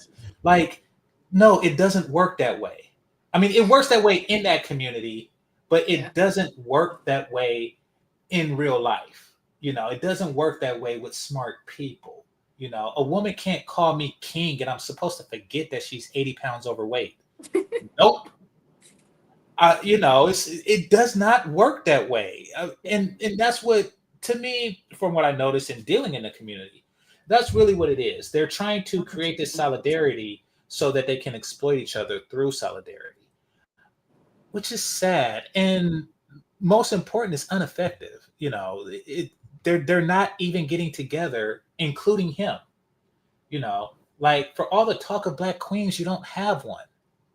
So, or two, which is your goal. So it's all mute. It's like, what are you doing? You're talking about you have a whole community of followers and you couldn't find two to follow you down the aisle? Something is definitely wrong with his message. And he has two baby mothers. Yeah, exactly. Yeah, and two daughters, with two girlfriends. But that's his plight. That's his plight. That's how I feel about him and what he said. And he's condemning certain relationship types too, which for many Black men, we have to choose between a mixed family or no family at all. And many Black, like you said, and many Black men are choosing the former. Yeah. Yeah. So here's what it is. Oh, Lord have mercy. Another coon. I beg your pardon. Another coon. I beg your pardon. Yo, I know a lot of y'all are just like, man, if I could only get with her, my life, this would solve all my problems. Stick around, guys. We got another clip coming up from this white lady right here. She cracks me up. They either go for Black queens or they go for snow bunnies. Now, snow bunnies are white Caucasian women who are really into the darker skinned man, to be pretty accurate. Loads in Europe. It's now in fashion, and it also boosts their kind of social circle, and it's deemed as really cool if they go for a white snow bunny. Anyway, a lot of them do like the Black queens. They're more into their figure, but if there's like a white chick who is particularly curvy, who looks like a Black chick but she's a white chick, fucking hell, that snow bunny is going to be onto a winner. And then they create these children, which in turn are so beautiful. Okay. Um, so what she is saying is partially true. And I think you fellas know this because on a previous show, I listed my boyhood crushes. And the one white girl that was in my list of boyhood crushes, um, I had to think about it. And she does have black features in besides her skin tone. And that is Topanga from Boy Meets World. So there is truth in that. There's a lot of truth in that. And of course, my other crushes were like Cherry from Punky Brewster. What's her name? Rudy Huxtable, Lisa Turtle. The typical crushes for young black boys. But that's my age. So there is truth in that. I'm wondering if when she says curvy, do she mean fat? I think she means curvy, like got the body. She doesn't seem the type to. She seemed like if it was big, she would say big. But I think she actually means like curvy, built like black women. You know how black women be. I mean, but then again, you did mention the whole overweight situation. But There's an obesity problem amongst black women, yes. And a lot of them hide behind words like curvy and thick. Like we don't know what fat is. We know what fat is. No, I mean, Jessica Rabbit is curvy and thick, but old school Lizzo, congratulations on her weight loss journey, was fat. The mother from Good Times was fat. Like we know the difference. Stop saying curvy. We know a fat woman when we see one. So okay, so so now that brings up a question because she's going to later say that white guys, what's with her nose? How come she don't have any nostrils? She might have gotten a nose job. Holy crap. Okay. Anyway, she says that white girls don't like curvy women. I don't think that's the case. I think that white guys like the Jessica Rabbit build. I think all men like the Jessica Rabbit build, quite frankly. That's what makes. You don't think white guys like Jessica Rabbit because they made her? They drew. Well, of course they like her, and when you watch Horn, I don't want to mess up your YouTube stuff. So when you watch Horn or something, then of course, gonna want the curvy women and stuff like that. But I mean, like, maybe to look at and to sneak behind with, but as far as to be shown in public with, I don't think a lot of black men I know, especially it's from my experience, I've worked for Porsche. I feel like I'd be saying it wrong either way. And I work at hotels and things of that nature. So I've met very high caliber money making men, and in person you see them with slim women, whether it's white, black, whatever. I don't really see them. I've never seen a man who was a CEO of X, Y, and Z with a curvy woman. Okay. And I'm going to say this because you bring up a good point. And white guys do pick body types the way I do. And that is, we look at a woman's frame and then we picture her frame after all of our babies. And then that's what we're going for. So if you get a pipe cleaner shaped woman and then you pull 4 kids out of her and she winds up like Jessica Rabbit, then that's a plus. But if you get a Jessica Rabbit and then you pull 4 kids out of her and she winds up, like Roseanne Barr, that's a minus. So I think that they're calculating that in. It's like, oh, I could pull out some kids out of that. Men are very strategic. Yeah, exactly. It's strategic, So yeah, I think that that's probably where they're going with that. Beautiful, and they take a little bit from both sides. Very genetically strong children also because their genes are so mixed. And you ask the Snow Bunny why she wants an African or black god, and she will say, because he's the opposite of me, a blonde, a white. But they've got those curves that those guys just go crazy for. But you see white Caucasian men, they don't always like those curves. So black queens are off limits, and also the Snow Bunnies, the cubby Snow Bunnies are off limits too. Okay. That is a thing. And as I stated before, there's a biological term for what she's talking about, and it's called hybrid vigor. Hybrid vigor is basically the phenomenon to where when you mix two like species, the offspring will likely be something greater than both of its parents. Um, that's not now there isn't much evidence for such a thing. Like a mule probably isn't from their standpoint much better than a horse or a donkey, or yeah, a horse or a donkey, yeah. Um, in that instance, but they bring evidence like a liger, which is larger than both lions and tigers.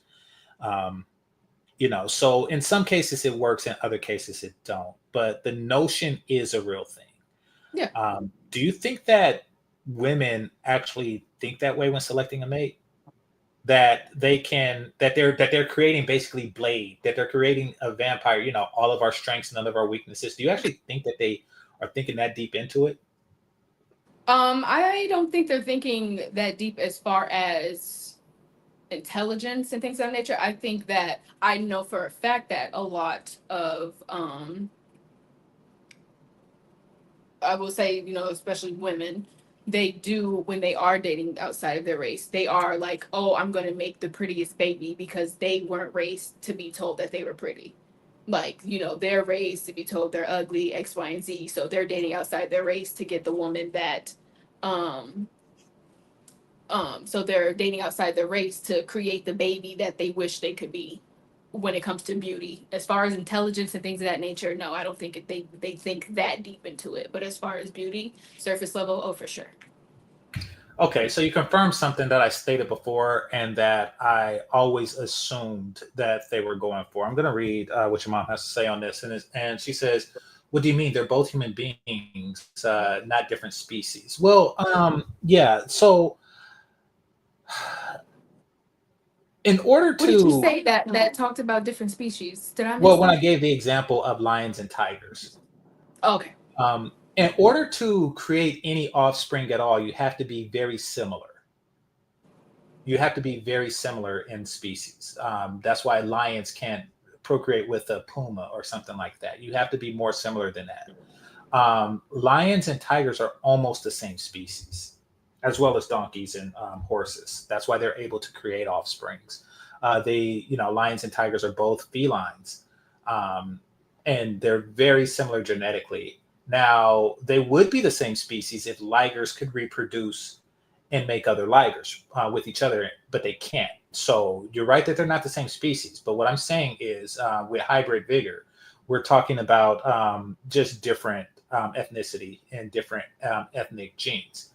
For example, if you were to take an Hasidic Jew and mix them with a trait for Tay-Sachs, and mix them with a sub-Saharan African with a genetic trait for malaria, for malaria, you would not for malaria, for sickle cell.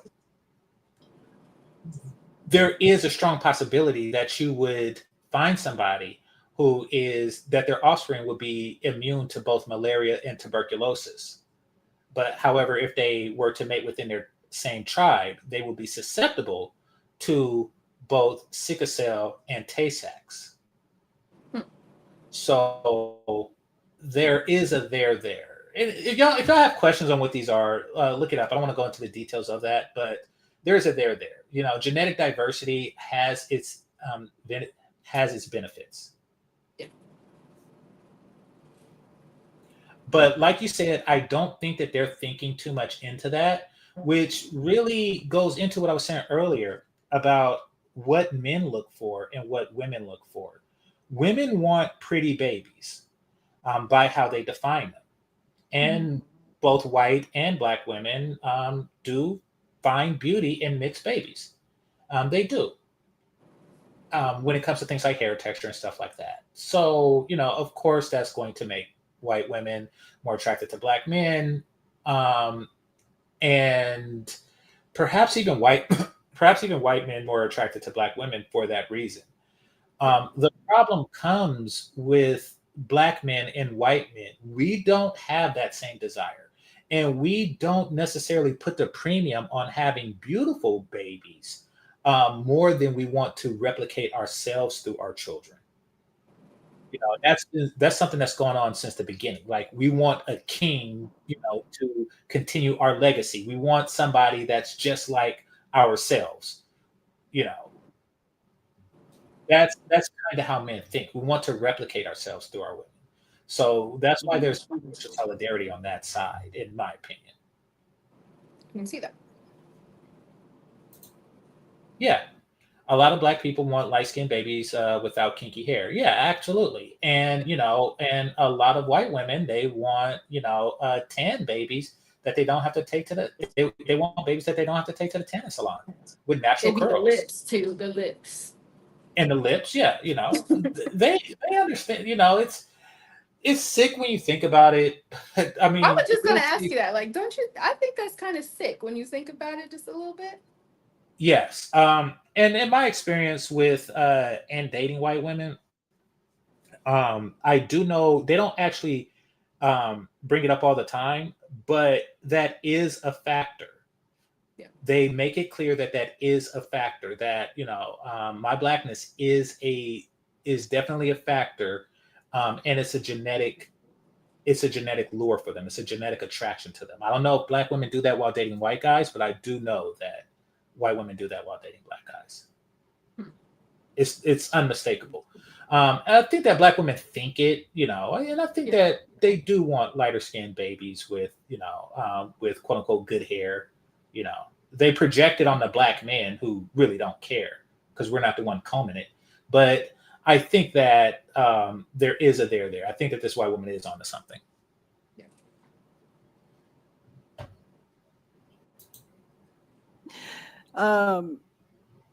Like she said, it ups their status. Black men, when they get with white women, it ups their status. They get around groups of people they would not be around. And again, I don't think there's nothing wrong with seeing how other cultures move, how other races move. And I don't feel like she was trying to come off like she better than nobody. I'm like, she just saying what it is. Yeah. She didn't say anything offensive to me. I don't and like I said, be with who wants to be with you. Yeah. And a lot of times curvy white men aren't attracted to curvy white women, not all the time. General statements. We got to watch. A lot of times they, prefer the thinner women. Sometimes. Yeah. I don't have a problem with, like, and that's anything, not just race, but like, don't let the person, how do I put it? Like, okay, if you date outside your race, date that person. Don't date that person because you date white men or you date white women or because Black women don't. I would hate to be with a white man and a white man is like, oh, I'm with this Black woman because white women don't X, Y, and Z, and they don't do, like, so you're not with me for me, you're with me because I'm not white. Yeah. But I think that is so weird and goofy. Yeah. Yeah. You end up being like it's like you're making it so obvious. It's like it's the same. I don't know if you've ever seen it. It was with Kino. Something about it. Like Kino, I don't know what he is. I don't want to say he used to be a rapper or what. Somebody might know, but I think his fiance or his girlfriend, she's Polish. And they were on the Joe Budden podcast. And throughout the conversation, he just kept pointing out that she was white. Like, he just kept pointing it out. And then he said, like, it was really random. Like, I don't even know. Like, it was so, Joe Budden had mentioned, like, him getting backlash. Like, some people were talking stuff. And he just randomly, Black women hate me. Where did that? Okay, I'm going to stop right there. I'm going to expand on what you said there after I talk about some of the comments here. Because something previous was said about upping status. It says up status with who? Okay, so now that's complicated. And I could tell you this by being a Black man who's worked in an office his whole adult life. And that is, except in college, and I was at Burger King and gas station and shit like that. But no, it's not that white women up your status or Asian women or Latin women. It's really that black women, particularly when you're a black man, downs your status. And this is to no fault of, well, this is to, and this comes with, there's assumptions that goes on with the relationship, and that quite frankly goes on with black women. And that is that she is the dominant figure in a relationship. She wears the pants. So in a business settings, unfortunately, I don't have a career field that requires me to give a damn what people think. But in the context, but those who do, if you work in sales, or if you're a consultant or something like that, if you work in something where you have to maintain a clientele, it does work to your disadvantage, because it shows that you are likely not the leader of your household. This woman is, who has worked very hard to create a reputation of leadership throughout the world. They want to be seen as, I'm strong, I'm competent, I'm a leader, et cetera, et cetera, et cetera. They fought hard for that relationship. Now, the downside of that is that when people see you with that person, they like, oh, she wears the pants in the family. How are you going to lead the accounting department when you can't even lead your own damn family? That's what people think. It's sad. It's not always true, but it's true enough to work to a person's disadvantage if he is with a black woman, primarily a black man. Do you have any thoughts on that? I disagree. I think that the higher, or say the more money, or the higher a man, especially in the corporate world or something, that a black man does climb, I think that when he is with a black woman, I think that he immediately sets the tone that he is the dominant one, because men, especially black men who are making six figures, they're not tolerating attitudes. Do you agree? Like, they're not tolerating the talking back, especially if they're the ones making the money. They're the ones supporting and building, and they're providing. They're not tolerating attitudes. So if when I see the black men who are making money, and I'm not talking about entertainment, I'm not talking about football, I'm talking about jobs. You know what I'm saying? When I see those black men in the corporate world, when they do have black women, I know for a fact he don't play it. Like, I know for a fact he's the dominant one. You see she's quiet. You see she's not the one, talking to everyone. She's in the background, allowing her husband, the provider, to lead and to speak. So I fairly disagree. I think that the more money and the higher the status that a black man does make, I think that if he is with a black woman, I don't think that it downgrades his status. I think that it upgrades his status, because he's saying, yes, I have a black woman, and they may not say it, that word offends people, but she is submissive. She gonna be submissive because he's making six figures. You know what I'm saying? So I fairly disagree. I think maybe in the realm of entertainment, when a black man is with a white woman, then yeah, it may up his status. But if we're talking jobs that actually, contribute to society, and a black man is he's climbing the corporate ladder. When he's with a black woman, it's most likely going to be a black woman who's submissive, who is nurturing, who is caring, who's not going to talk back, because a six-figure black man is not going to tolerate that. Well, when we talk about status, so there's wealth there. Okay, what status is the appearance of success, not the actuality of it. Okay. So there is a chance in this. First of all, there's always the perception. There's always that there's a lot of non-black people that's not going to see it the way you see it, because they don't really look that deep into the black community. But I do agree with what you're saying.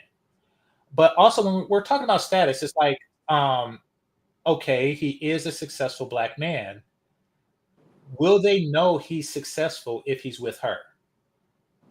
Just off the bat, just off the bat, no fancy cars, no fancy suits, no fancy anything.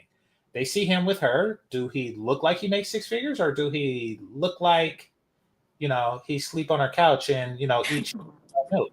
Like, no, I think he's gonna look. I think if he is a successful Black man, clearly he's gonna have standards. Don't you agree? Like, I would think that a successful Black man, if he has discipline and he has standards with the way he looks, with say his disciplinary when it comes to working out and eating and making money, I would think he would also have standards with the women he picks. No, Black so I men would in think general that don't I have would think that standards. the woman that he chooses is a compliment, as opposed to, oh my gosh, she makes you look like a bum. I agree with that. Black men don't compliment themselves that often. I often state that Black men have trash standards. But no, I definitely agree with that statement. I don't think that enough people have come to that conclusion Mhm. to give good optics. But I do agree with what you said. Um, Somebody says Obama tolerate attitude. Absolutely, and I was going to bring that up. I mean, it is clear if you were to match, Ivanka with Trump and Obama with Michelle, who wears more of the pants in the family. I'm not going to say that Michelle wears all of the pants, but it is clear Yes. that Ivanka don't wear pants ever. It is clear on Yeah. anything ever. Mhm. So, which does diminish, and I mentioned on the previous stream, it does diminish Barack Obama a bit. It does. It's like, hey, who's grabbing whose pussy here? And you look at Will Smith and Jada Pinkett, it's like, okay, who's grabbing whose pussy here? I mean, so, you know, Yeah. successful Black men, I mean, you mentioned entertainment, and that's fair enough, and politics is politics, but, you know, that's society isn't always going to see it that way. Yeah. They're not always going to see it that way. And it unfortunately, in many cases, it does reek of a person who, and there's some truth in it, a person who overly relies on their women.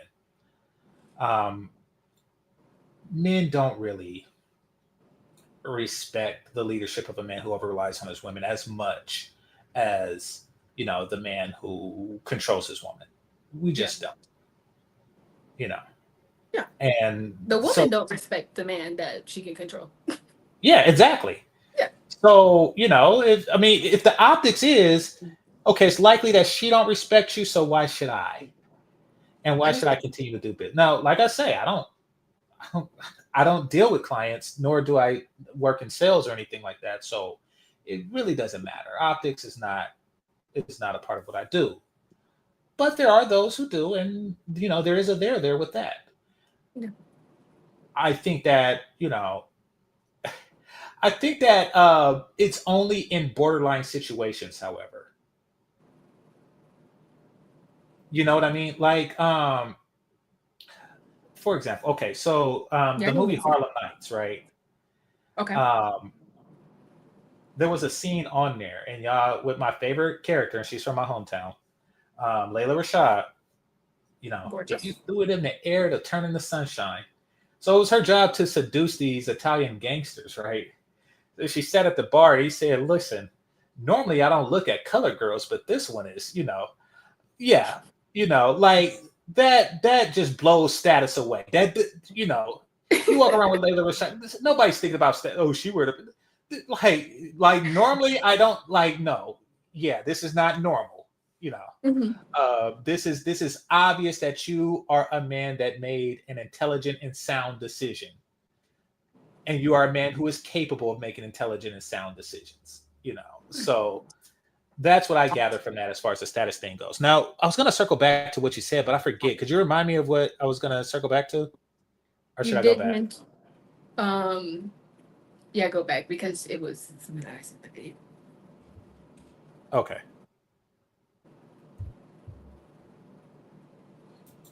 Pointing out that she was white. Like, he just kept pointing it out, and then he said, like, it was really random. Like, I don't even know. Like, it was so Joe Budden had mentioned like him getting backlash, like some people were talking stuff, and he just randomly, Black women hate me. Where did that come from? No one was taught. Why did Black women have to be in that conversation? Okay, I remember what we were saying, and we were talking about people who broadcast the interracial aspect of their relationships, even when it's not a subject matter. I do think that there exists a not insignificant amount of people who want a certain amount of attention from being in an interracial relationship, both men and women, Yeah. and both black and white. There are white women who do that as well. And I'm sure that there are white men who do that as well also. You know, they want to show how cool they are, how hip they are, how tolerant they are, or whatever, you know. But we're going to focus on the black people that do that. Yes, there are black men who like to flaunt that they're with a white girl. Listen, fellas, if you're one of the black men who do that, and we have some SYSBM brothers here, if you're one of the brothers who do that, make sure she's sexy. Some of y'all be with these, bras you were who gonna grew up say in the something trailer and crap like that, all kind of intelligent. freckles and blue veins and shit on their face, and the hair is red at the top and blonde at the bottom, and it's all ratty and stuff. Like y'all be bringing some of these worst trailer bras look like she fell off the back of a Hell's Angels motorcycle looking broads that I have ever seen in my life, talking about, yeah, I got me a snow bunny. Stop with the stupidity, dude. If she is not prettier than you are handsome, no matter what the race, if she is not prettier than you are handsome, then you are doing nothing. You are doing nothing to brag about.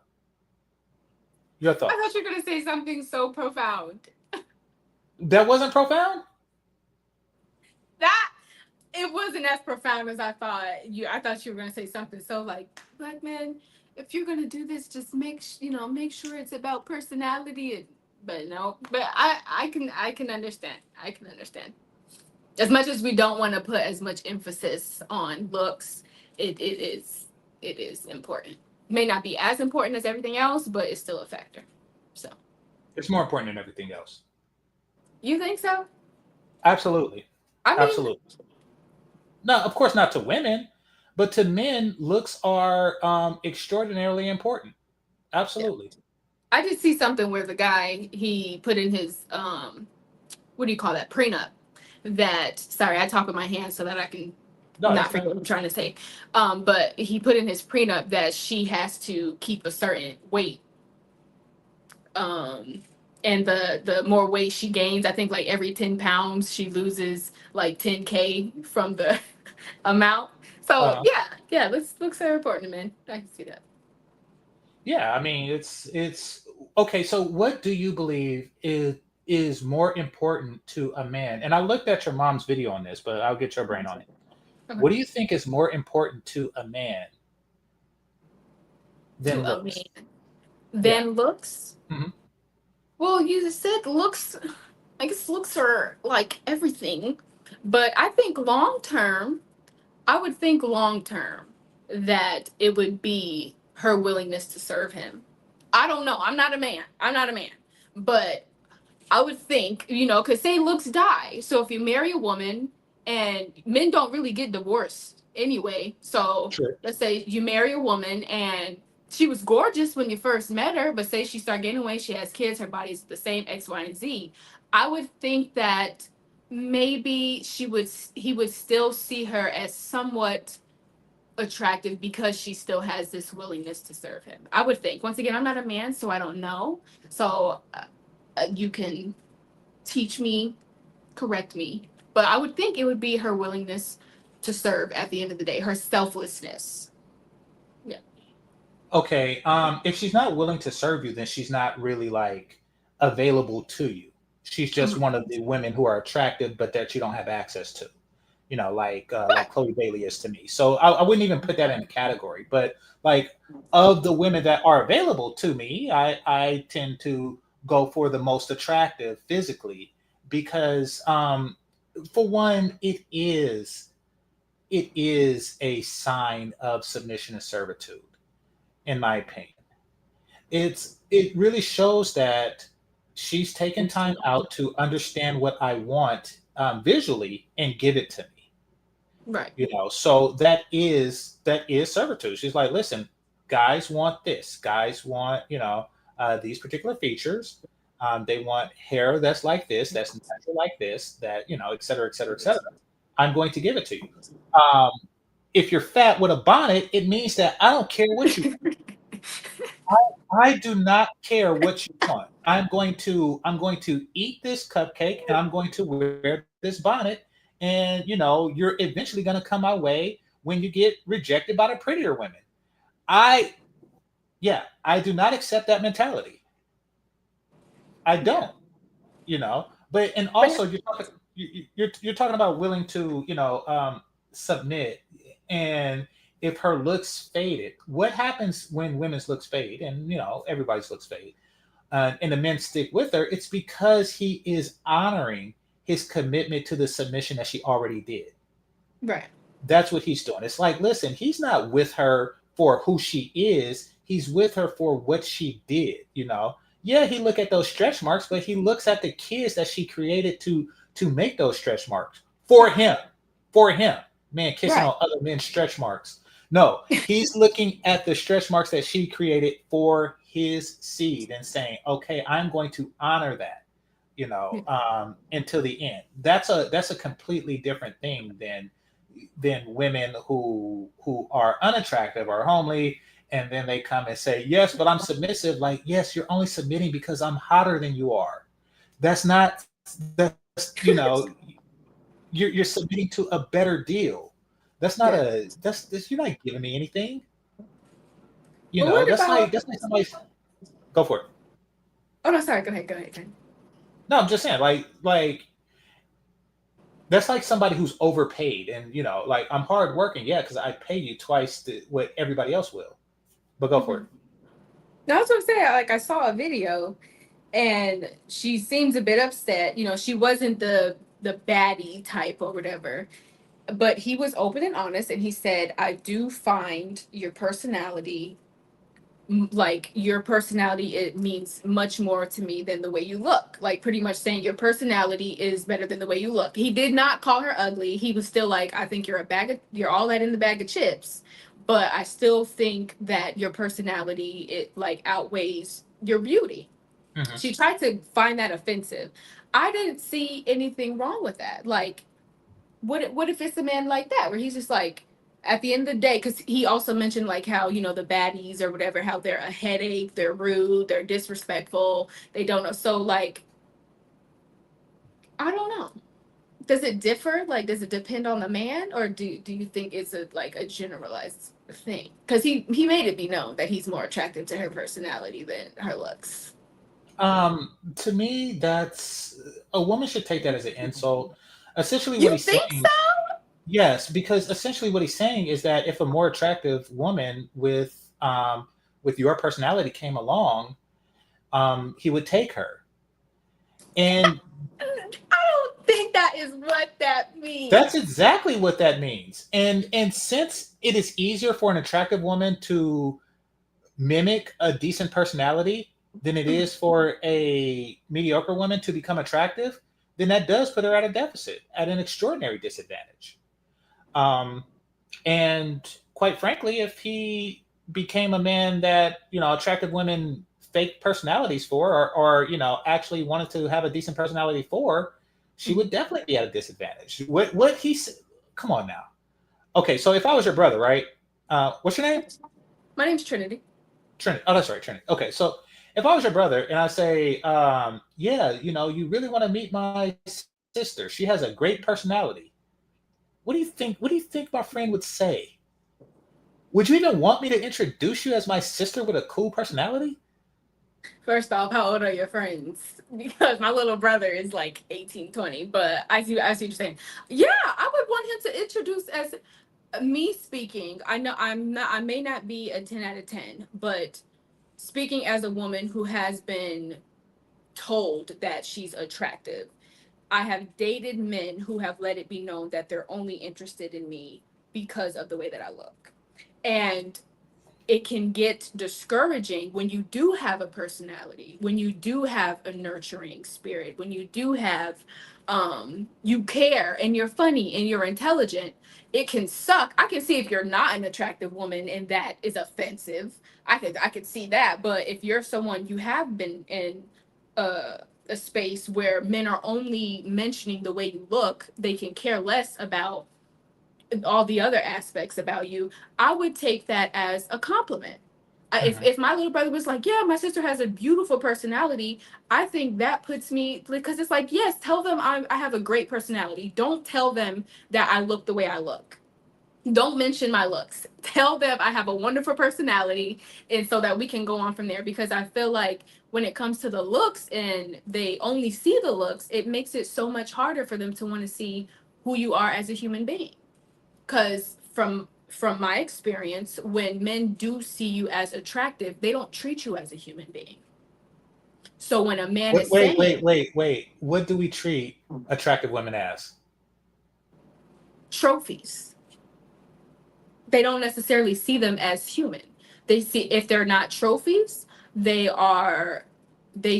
look at them as these sexual whatevers. And it could just be her face. It could just be her face. We don't even have to talk about the body. It could just be her face. Attracted to the face. No, let's talk about bodies. We can talk about bodies too, but let's say she doesn't have a body like that. She's either seen as a trophy because she has this, she's just talking, oh wow, you're so beautiful, you're so beautiful. Like, we can't even have a conversation without you mentioning the way that I look. You get what I'm saying? So I feel like if my brother were to introduce my personality, I would be honored. I would not be offended. Okay, what I was asking was, how do you think the man would respond to that? And that your brother is introducing, like, you know, how would he say, you know, oh wow, I'm really looking forward to her personality, or would he rather have a picture and say, okay, yeah, he probably like, what she look like. yeah, exactly, and that's how men think. So it is of very high importance, that I wish women would appreciate that. And also, just because, okay, you want to know what's worse? What's a worse object than a trophy? Mm-hmm. Well, every other object on the planet. mm-hmm. And that's what you are when you're not beautiful. You know, you're complaining about being somebody's trophy. Imagine being somebody's paperweight. Like, imagine being somebody's toilet. Like, imagine being somebody's pencil. Like what else would you write? If you have to be an object, a trophy is the best object to be. You know, secondly, looks are all we see before we get to know your personality. And that's what I was saying earlier. You know, like, there is a time period between the moment a man meets you and he gets tired of having sex with you that you have to show him your personality. And if in that time period you show him such a spectacular personality, that's how marriages happen. Yeah. But we don't look at women and say, ooh, look at the personality on her. I never heard Chloe Bailey sing, nor do I know anything about her personality, but I know I want her. Like, that's what it is. Like, and Yeah. you know, if I find out like, ooh, she got a personality too, you know, that's great. Mm-hmm. That's the way I see it. And I know it's not as profound as what you were looking for, but No. The reason why I said what I said, because you said that if you were her, you'd be offended. So that's why I said, like, I wouldn't find it offended. okay. And your thoughts on the people? Well, you expressed it here, but you know, your thoughts on my thoughts on the people who overly highlight the race and ethnicity of their mate. Black people that do that. Yeah. Because you know, black women do that as well. Oh yeah, for sure. I don't disagree at all. Yeah, I think that is, I don't know. I think even if it wasn't about, say it's about someone, it's about his money, and you always bring it up. Oh, my money, he make a lot of money. I think that's childish. I think it's childish, and it's showing your true, genuine intentions of being with the person in the first place. You know who do that? My mom do that. That's a whole nother story. But yeah, I know exactly what you mean. All right, moving on.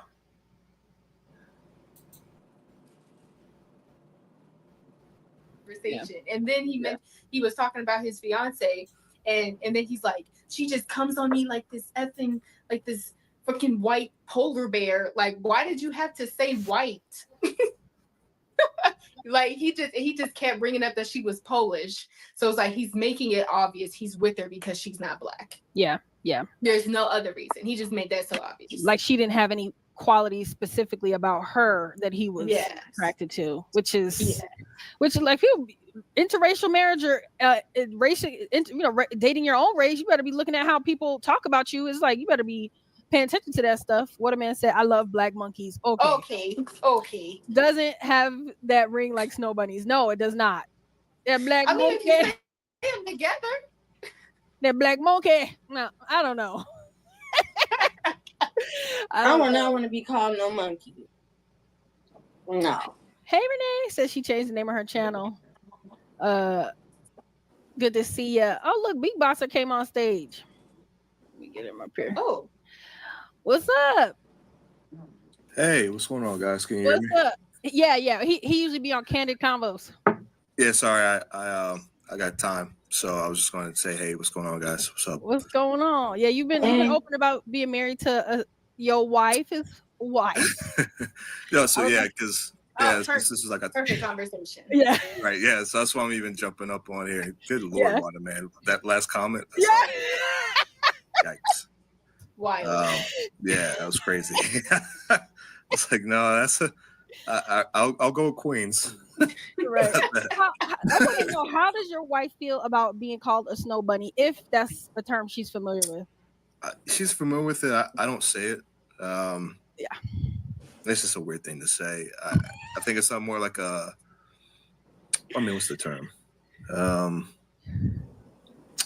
It's like dehumanizing in a way. When you like put people like, as far as like, it's not sexual. It's like I forgot. It's a fetishizing of in a way. So I'm like, I'm not doing that. Like, yeah, you're not a fetish to me. You're my wife. So, and then before that, my girlfriend. So I'm not doing that. So, it's a little odd when people say, "Hey, look at my snow bunny." I'm like, it's interesting. Might not want to say that. Yeah. But yeah, no, you guys are having a great conversation. There's some things, like, I agree with some things that you guys have said. Some things I will say this. I will say, I think the person to my left, Trinity. I'm sorry. I will say this, like, even though I agree with what you said just before that, when guys, especially men or of any race, when they like kind of like center women down to their race or whatever it is, at the end of the day, if they're happy, they're happy. And you don't want those guys being with people they don't like. I've had friends of mine where they're like, "Oh, I don't black women." They have the issue with black women, and some of my black women friends will get mad about the things that they'll say. I'm like, hey, at the end of the day, you should be happy he's not with you, because there are black men who don't like black women and they're with black women. And that's another conversation that I think we need to really have too. Like, there are people with people that they don't like each other. So I'm not saying it's right. Let me be very clear. I'm not saying it's a good thing. But it's it does happen. Yes, it does happen. Hey, send that person to cause chaos elsewhere and not with you. So like guys like that, obviously it was when I was like super young. Like, I'll just cut guys like that off, because if you're only hanging out with people, dating people based on skin color or culture, that is insane to me. Yeah. It's really small, and it's unfortunate. Okay, so great show. Let me stop right there. And if y'all want me to come up, just email me at gamechanger00100. I'll be happy to do that. Yeah. We need more men. We need more men. Yeah. No, go for it. You got it. You said we need more men. We need more men. You're talking about just to come up on the show? Please, yes. Okay. Please. Yeah, definitely.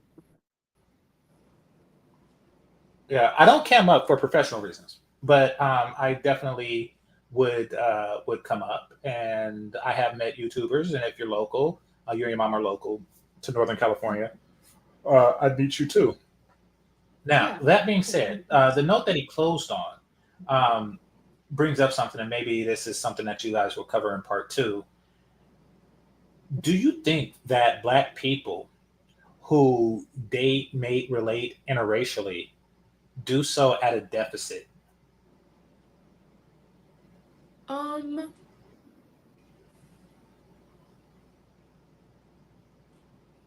Do so at a deficit. I think so.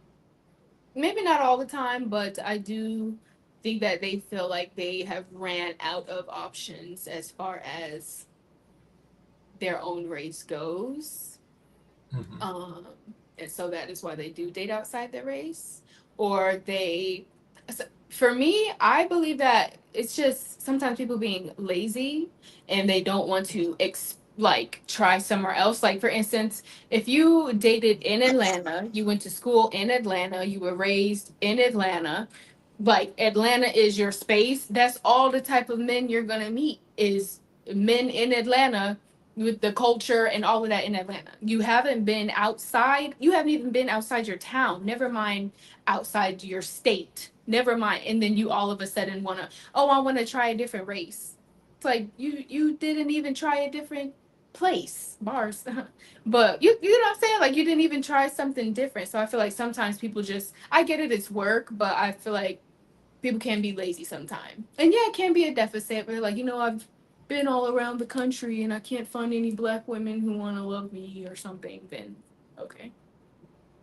But I think it Well, can be a do you deficit. think that black men drop their standards when picking white women? And I'll ask the same later. Do you think black women drop their standards when they pick white men? Ooh. I don't think black men drop their standards when it comes to white women.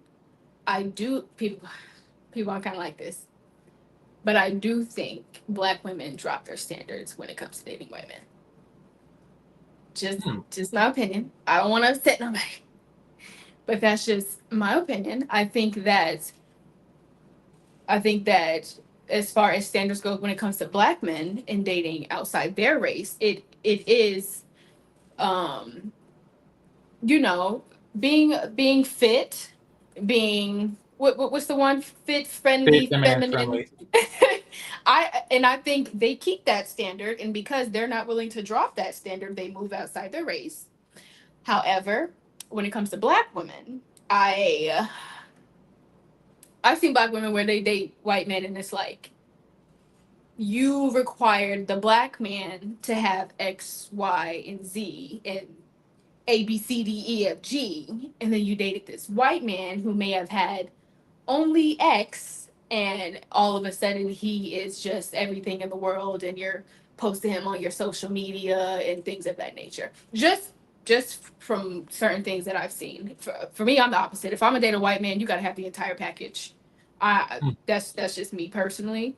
But yeah, I think that when black women, when they do date outside of their race, not all the time, but sometimes it can be where they do lower their standards because he's a white man. And yeah. Do you think that that has something to do with the desire for genetic diversity that we touched on before, or do you think that there's something else? Do you think that it's done out of spite, or do you think what do you think that is with the black women? I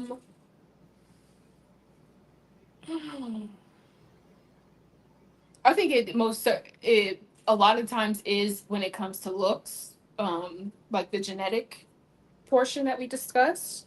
And I also think that I don't know, just the ability to present yourself with a white man can, in their minds, represent a certain level of status, and maybe he does treat her differently. Maybe he does. But I don't seen some. They be talking about black men with raggedy white women. I done seen some black women with some raggedy. When I say raggedy, I be like, girl, come on now, come on. Yeah. But you know. No, I've first of all, it is a good time to be a white guy as far as the dating market goes, because it's not just black women that are doing that. And there is a certain level of assumptions that goes along with it. And that is, if you see a couple with a nice car, if it's if it's a black man, if a black man is in a couple, you don't know. Maybe it's a dual income, family. They're both splitting the bills and they're both doing very well together. Like you got 250K people and you put it together and they're six figures. And however, if you see a couple that consists of a white man that's doing well, the assumption is that he's doing well and he is taking care of her. Yeah. I do think that is a favorable light for many women to be seen in. Mhm. And I think that a lot of black women want to be seen in that particular light. They want to be, there was a white guy that I knew. This is why I'm saying this. There was a white guy that I knew, and he didn't make much money. He made the same amount of money I did at the time, which wasn't much, working at a call center, but he was significantly older than me. He was about my age now. And he married a Latina woman who was a teacher at a private school, and he became a stay-at-home husband and all that stuff. Now, when they go out, the optics is he bought the car, he bought the house, et cetera, et cetera, et cetera. That's the optics. She wouldn't have that optics if she was with a black or Latino man, but she has those optics. Do you think that that's part of the appeal? Yeah, it could be that as well. And I can see when it comes to also marriage. I will say maybe marriage is also another reason. Don't get me wrong, black men marry, majority of black men are married to black women. But I think that when it comes to the rate at which they do, like the speed I'm more so speaking of, maybe that's another reason. Maybe some black women, another reason, yeah. maybe some black women feel as though, you know what, I'm with a black man, I'm dating him for 5, 6+ years, and then they see, okay, I date a white man. White men statistically speaking, date faster or marry faster. So maybe she sees herself as I would become a wife faster dating outside of my race. Agreed. Maybe that's agreed. I've touched on that before on my channel. That definitely is a thing. There's no way you could get mad at black women because that is the black man's ethnic reputation. We made songs about being players, player for life and stuff like that. It's like, it's kind of hard to want to marry a guy with a player for life t-shirt on. It's kind of hard. So yeah, that is definitely a thing where white and Asian guys are looked upon as a group of people who takes relationships more seriously. They're eager to walk down the aisle. Now that may or may not be true, especially with black women, but that perception is true. Yeah. And we have a very negative perception on that. Somebody said I'm caping. How am I caping? All right, listen. Here's the thing, and that is true. I think he said coping. What's coping? Which GC? Oh, coping. I thought you said caping. Okay, because my screen was blurry, but when it was small. Okay, he says I'm coping. Coping for what? I want to hear more about that. But nevertheless, I see where they are coming. We created a player culture to no fault of our own. Black men have found themselves in a very unique situation amongst all the ethnic groups in the world, and that is we're the only sexualized group of men, which I find very bizarre. To be perfectly honest, I don't think that men should be sexualized at all. But I mean, and trust me, I welcome it, but it's a very weird position. And what it does is first of all, it nerfs your desire to be effective as a man because you're already seen as a viable candidate. But secondly, you're looked at something that you're not going to attract many serious women like that. Yeah. Asian guys, they know that when a woman is going after him, she is seriously looking for a relationship. She's not in it for the big penis. She's actually serious. Like we don't really have that. We get a lot of unserious suitors. I think that works to our disadvantage, and we're looked at as a group of men that's for fun, but not for long term. relationships, and But then we play into that. yeah, okay, yeah, It doesn't help that we embrace that, you know. yeah. Because So I was gonna ask, like, what? I mean, you guys, that's how you presented yourself for so yeah, long. Is that you are sexual beings, and that sex is your main priority. So I would assume then, yeah, that's how you're gonna be looked at, as if all, especially once again in the culture and things of that nature, Black men have shown maybe not that's all they care about, but that is one of their top priorities. If it's not money, it's sex. So if those are your main two top priorities, that's what you're going to be seen as a sexual walking money bag. right, exactly. And that works to our disservice. I absolutely agree with that. Now, on the flip side, when we're talking about, now you said that you don't really see Black men um, dating down when they go to different races of women. Okay, here's how I look at it. I'm also Um, talking about Asians. I'm more so talking about Asians. I'll go Now, for it. maybe white women and things of that nature, but as far as, like Asian and Hispanic women, no, I don't see that. Um, I had to realize because uh, I had to realize that we as Black men do is just so subtle because our definition of beauty has been clouded so much. Okay, for example, right? I was talking to a colleague, and this is when the movie Get Out just came out in theater. She Okay. was an extremely pretty white girl, and she was also very pleasant and stuff.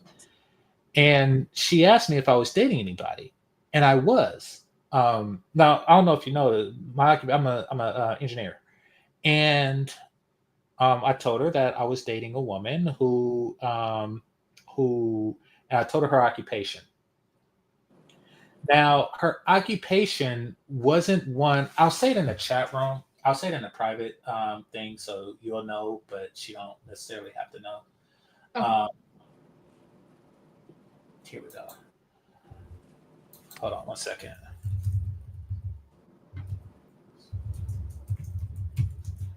Okay, so that's her occupation, and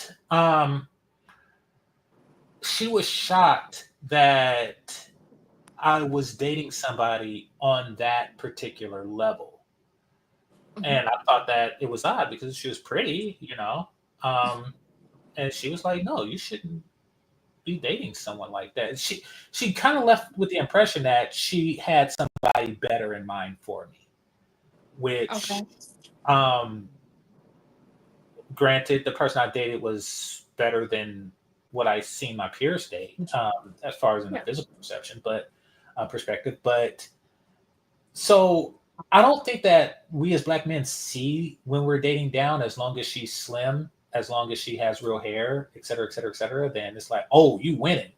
But it's like when you compare to a group of people who every woman that they ever mess with ever has been slim with natural hair, they start looking at other features and other things and where she's at in life, et cetera, et cetera, et cetera.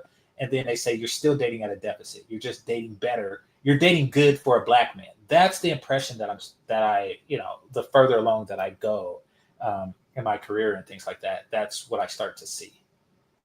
Huh. So I do think that six-figure brothers do date better than non-six-figure brothers, but Mhm. I don't know if we date as well as the counterparts, as our white and Asian counterparts in that regard. Yeah.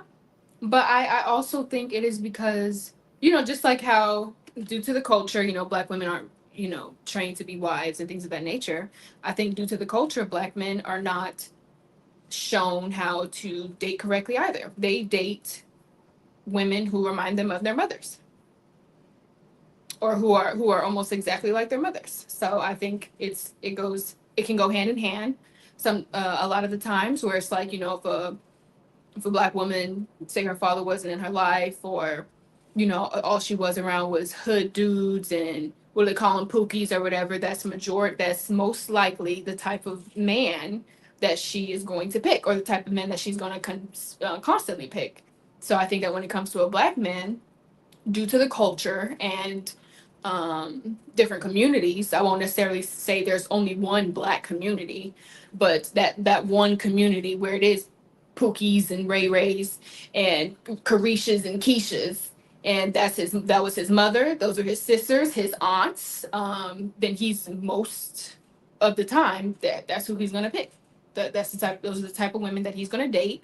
Those men who are making those Black men who are making the six figures, they make better choices because a lot of the times, maybe not all the time, but a lot of the times they're raised in different cultures. They're raised in a different Black community, or they're raised in a different community as Black men. You think college might have something to do with that as well? Oh yeah. Hell yeah. For sure. For sure. 100%. I think college has a lot to do with how men are picking their women. Because it's sure as hell, they're sure as hell not going to think they found their wives at a club. Especially being in Atlanta, all the different crazy ratchet clubs that are out here, they know for a fact they're not going to meet their wives there. So I think in college, that's where a lot of the Black men do find their wives that are Black women. They do find their wives there because they're meeting women that are, say they did come from a bad neighborhood, but at the same time, they have the same goal of wanting to get out and do better and be better. So I think, yeah, college for sure contributes to their better picking. Okay. Another question. Do you feel that, first of all, do you feel that there is a draw towards the Pookie aesthetic amongst Black women? A draw. An attraction, a fetish, whatever you want to call it. Yeah, not me. But for sure, just because it's exciting. Having a Pookie or Ray Ray, having a man that you're constantly having to yell at and scream at and question if he's faithful and keep tabs on him like he's a 13-year-old little boy. That's exciting to most women. Having a Pookie, having a Ray Ray, having a teenage boy to date. It's exciting. It's and it also makes her feel like she is the intelligent one. It makes her feel like she is the one that is in control. Because when it comes to dating a man that's not a Pookie, that's not a Ray Ray, he's going to have common sense. And there are a lot of things that he is and is not going to allow. And so a lot of women avoid those types of men because they want to remain in control, knowing that if they were not to date a man that is a Pookie or a Ray Ray, they would lose control. They would have no choice but to exit that very aggressive. I don't like to use the word masculine, but they are going to lose that aggressive. They're going to have to, if they want to be with that type of man, they're going to have to lose that aggressive, combative, angry attitude because they're with a man who knows who he is, who has standards, who has boundaries, and they know that they're not able to cross it. So they have no control, which is why they choose Pookies and Ray Rays, because it allows them to feel smarter than their counterpart. Okay. I want to thank you for that. I'm going to clip that and put it into a separate video. Yeah. I'm going to, because here's the thing, and you probably don't know this from the men's side. There's a lot of men in this space, and quite frankly, in my chat room, who believes that Black women's problems comes from an attraction to Pookie Ray Ray, and that is poor decision making. But really, you pointed out that it's something deeper. It's not a carnal desire. It's more of a desire for control. And then there's some insecurities within herself that goes along with that, that gives her the need for that control. They feel that they're missing out on something, that Pookie has access to. But as you just stated, you're missing out on being treated like a 13-year-old boy. Yeah. Like, that's what you're missing out on indefinitely. I don't want that. I've never been envious of Pookie for that reason. It's weird that they have that belief, but it's good that that you settled what it actually is. And as far as the intelligence factor, you're right. I mean, a nurse is successful until she tries to date a doctor. But she is successful when she's dating a guy who's what are those guys that mopped the hospital or something like that? That to what? Oh no, they're literally called scrubs, aren't they? Oh, it might be. Yeah, I think that's their actual title. I think they're called scrubs. Yeah. So yeah, there is an appeal. Like she would rather be, with a person who looks up to her than looks at her as an equal, or Yeah. And then if we're So talking in there is that. yeah, Oh, orderlies. I call them scrubs. orderlies. No, there's a Okay. TV show Like called Scrubs. That's why I said that. No, there's a TV Okay. show called Scrubs, and I think that's what they are. But no, they're orderlies. Okay. Orderlies. Okay. Yeah. And when it comes to the men that, if we're talking the Pookies and the Ray Rays that are abusive, things of that nature, women stay, once again, it's still exciting. It's exciting. As much as women may not want to admit it, being in that state of victimhood becomes comfortable once you've been in it for so long. So when you're dating, once again, a man that's not a Pookie, that's not a Ray Ray, you become uncomfortable because he's not going to, like I said, he's not going to tolerate a lot of things, and he's going to keep you accountable. He's going to tell you what you need to fix. And a lot of women don't want to hear that. Like I was a friend, no longer friends with her because she got upset with me stating this.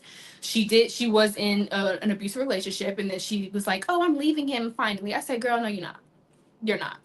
So she got upset about that, but and I was right because she got back with them. But it's like it's comfortable, and you're able to be in that victim mentality, and you don't have people holding you accountable. You have people support. Oh, it's okay. No one is telling the woman, maybe you should pick better. No one's, because we got to cater to women's feelings, X, Y, and Z. But once again, when she's dating a man, that's a man, not a Pookie, not a Ray Ray, he's going to hold her accountable. He's not going to be putting his hands on her, and he just might be boring. He just might be boring. What? You're not yelling at me? You're not choking me, slapping me around? You're boring. He's going to be seen as boring. And once again, it's comfortable where she's at. And it's going to be uncomfortable when she exits, or if she were to exit that world. So you have friends who define entertainment or not boring as contention, because a person doesn't necessarily have to be boring to be non-confrontational. Their actions, it may not have ever came out of their mouths, but with their actions, they show that they're bored. Like they're not putting in the amount of effort to keep a good man as they did with the Pookie and the Ray Ray. They're not doing the most and feeling excited and enthusiastic about everything when it came to the Pookie and Ray Rays. But when it comes to a good man, it's like it's a So they may not have verbally expressed that they were bored, that the good man was boring, but their actions most definitely showed that they were nowhere near as intrigued and enthusiastic about being with the good man as they were with the hood rat. Okay, the transition, because some women transition from the excitement of Pookie to the boring life, and I get it. Some women just go through a bad boy phase or something like that. Why do you think with some women they attach race to it? They're like, okay, I'm going to find, now that I'm done with this particular type of guy, I'm going to, with the exciting, Ike Turner type guy, I'm going to go for something else, but I want it in a white casing, or I want it in a non-black casing. Why do you think they would overlook the boring black guys to go for the boring white guys, is what I'm asking. And I'm not saying that many do. In fact, most don't. But the ones that do, that's an interesting psychological phenomenon. So I'm curious about that. Yeah, that is. I mean, I wouldn't necessarily know how to answer that, honestly. If they're wanting to go to the boring white guys, I don't know. I guess I'll be honest with you, I would say it's less work. I would say black men are harder to love due to their circumstances of how they're raised a lot of the times. Elaborate. We are, but I want to hear. I just once again from the culture to certain communities to the traumas to the generational traumas, it's like it does require more work, and it does take some of the strongest women, the most selfless women to, I'm not going to say deal because I don't want to say it that way, but to love and to work with a Black man than it is a white man.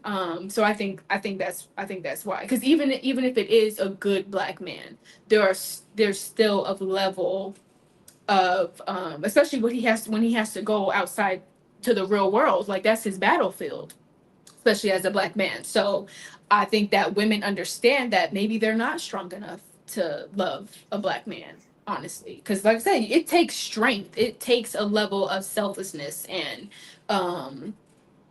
you can't be all about yourself if you're going to love, especially a Black man, correctly. So I think that they want to take the easy route, where it's like, this white man, he was raised like this, I'd rather just go this way. So I think that could be definitely a reason. Okay, I agree with part of it. When you say that we seek selflessness, I wouldn't say that it takes strength to seduce a man. Not seduce, love. I don't think it takes strength to love a Black man. I think that a lot of Black women define strength in her inability to fall in love with him too quickly, because they look at, making themselves vulnerable through loving him is a weakness. So I think it's the opposite in that regard, because you have to make yourself vulnerable, and a lot of Black women want to seem strong. So meaning that they are less equipped to do that. Now, is it more difficult to deal with Black men? Oh, absolutely. Not to say I've ever dealt with any, but to say I understand why a white guy would probably be a better choice. For one, what you said is true. We do have a much longer vetting process. And what it comes down to me, and for me, I'll speak for myself, but I know other Black men are in this situation, is we are largely less trusting than any other group of men. Is it justified? I think so, but is it unique to Black women? No, we are just generally less trusting, especially if you grew up like I did. I'm hood raised. Especially if you grew up in that mentality. We've seen every trick in the book. We've seen it all. If you grew up where, in some Leave It to Beaver stuff, you haven't seen any of that. You're not prepared. You haven't seen the worst of what women do. Yeah. Every single Black man that's, hood raised or something like that, we've seen our mothers do terrible stuff and brag about it to her friend. Like we were kids watching cartoons while she was on the phone. We've seen it all. So, there is some skepticism and there is a guard up as a result of it. And that doesn't necessarily exist with other races of men. Yeah. So, I do feel that. And then there's also this whole Black gender war thing that we're going through that, quite frankly, I think that some Black women just don't want to deal with. What do you mean? I think that might be another reason why it's just like, okay, it's easier because, I don't want to deal with Black men who have been fighting in the gender war for the past 10 years or something like that. Yeah. Yeah, and I think that social media has done a wonderful job pinning us against each other. I will say that. I think that I'm not going to say social media. I would say I think that we've allowed the ability to go viral and to be seen so quickly. We've allowed that to really break us apart, which is unfortunate. But I think it's more of a social media breakup. I don't think it's when we go out in the outside world that Black men are like really thinking that way. I think that a lot of those mentalities are for the sole purpose of social media. Well, I think that social media is affecting both Black men and Black women in a negative way. And I will say it does spill into how we interact with each other. I have been asked things that I have specifically heard on social media more than once in my dating life, and things like, what do you bring to the table, which is it's a real forehead slapper, and that's how I know she's stupid. Yeah. And A woman there's asked you that question? I thought men was the one that asked that question. no, they would ask that question, and there are some women, and actually this happens more often than the woman who asked that question, who asked the question for me before I asked the question. So, meaning that, I hope you're not one of those guys that be like, what do you bring to the table? Or want me to bring something to the table. They'll bring up that topic before I even bring it up. And I don't bring it up because I don't bring social media talking points to my personal life for a number of reasons. For one, I don't want to be outed as game changer. I keep my identity separate. And for two, it's a separate world. It's a separate world. So it's not really, yes, you can internalize it, but you don't really have to speak on it. You can learn what you learn from my channel and Kevin Samuel's channel, but you don't have to speak on it. What the hell are you talking about, Rocky? Stupid. Don't be stupid. Why is GC handling this with kid gloves? Fuck, man. So what? Am I supposed to handle it like with French Renaissance gloves? Am I supposed to just smack her and challenge her to a duel? The fuck Do you up. mind if I ask what he's referring to? Go for it. I know. I'm asking what is he referring to with kid gloves on? I don't know. Okay. I don't investigate stuff that on the surface sounds bad, but we're gonna do it just for you. Let's see. Man, it's 2025. Everybody here has seen the effect of social media has on relationship. This is some the internet isn't real shit. This ain't been the case since 2000. Come on, man. Okay.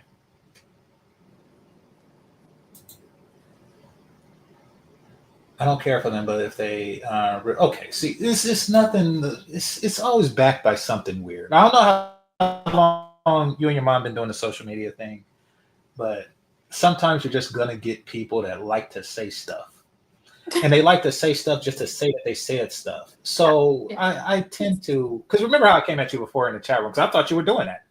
I'm like, don't be one of these. I was saying, like, let the video finish, man. You didn't watch the rest of it. I have some more to say. That's what I was. Okay, here's the thing about that, and your mom should know this. You can get a copyright claim if you play it for too long without giving your own commentary. That's why I make sure to stop it regularly. Yeah, I'll be trying to remind her. She's getting way better, but we're learning. Yeah. So even though your mom is here and she's not going to, make the complaint, I still just got a habit of stopping it regularly and doing that. So yeah, no, I get that. But let me see if anybody has any questions before we close up. But no, this was a great build. But I think that thank you so much for having me. I appreciate it. Yeah, thanks for coming up. But I think we could save some for whatever. If y'all want me to come on your channel later, I could do that, and I might review part 2. I offered the link, but that was to the women who, like her and her mother and her friend, who were actually on the show, because I don't want it to come up and y'all come up with your foolishness. And shout out to H&M for coming up, but yeah, I wanted to keep the panel somewhat closed by members only. So yeah, looks like it says those are who. Dishonest are divestors in waiting. When you say those, who are you talking about? Because we were talking about the women, and I'm talking to the chat room. We were talking about the women who date white guys because there's a sense of they don't have to deal with the gender war, and they are not going to. There's less of a struggle. You don't actually have to fight to prove yourself as much as you do with the black men. And I think that that's the main obstacle that black women are dealing with. There's a difference between a woman who dates interracially because he seems like he was the one that is going to drop that knee first, versus a woman who dates interracially because of strife that she has for black men. There's a difference. Those women will be divestors. They're doing it for a political statement, and really they're doing it because they think that they're pissing black men off. They're not, but they think that they are. And if you don't mind me asking, I'm sorry to interrupt. What can you help me define divestors? I've seen it a couple times, and then all of a sudden I started seeing it more. What is it in this context? Well, divestors are a group of black women who say that they are no longer going to invest in any way in the black community. Oh, okay.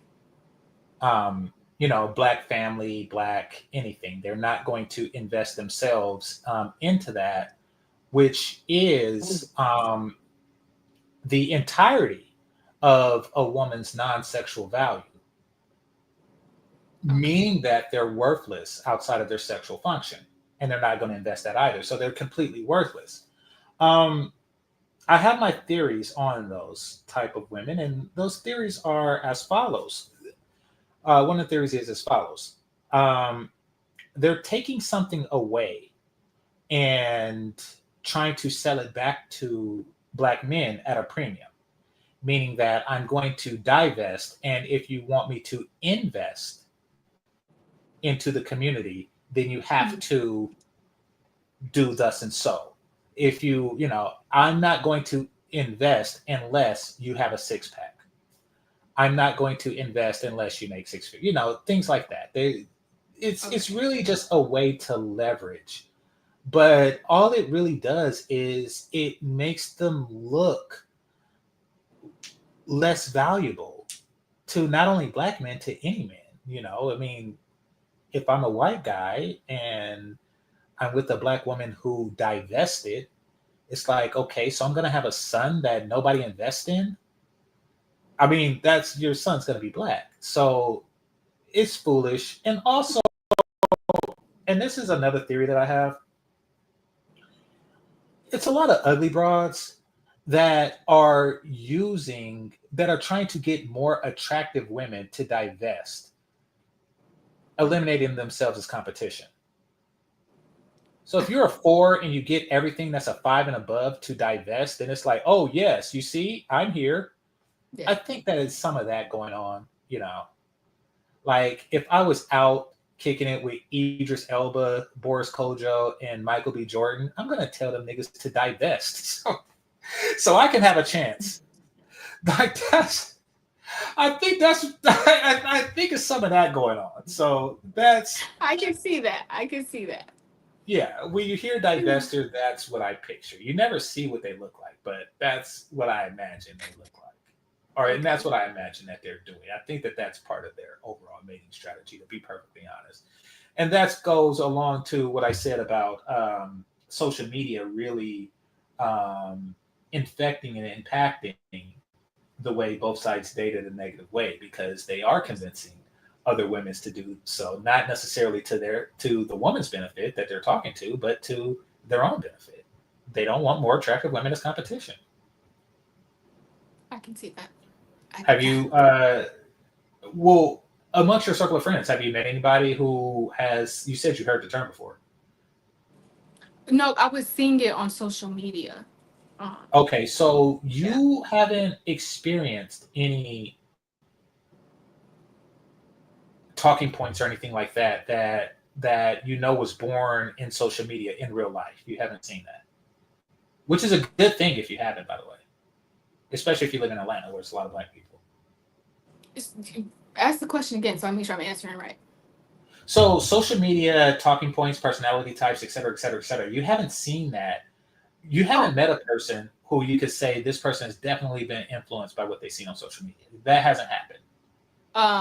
We're talking dating, or you refer dating, to my or in your circle of friends, or what have you, or your friends dating. Dating, no. Okay. Circle of friends, for sure. For sure. So you haven't dated. Little amount. What happened with them? The very little amount of circle of friends. Yeah. Oh, they're big on the when it comes to the standards, you know, that they have and things, or that trend of I'm not settling, and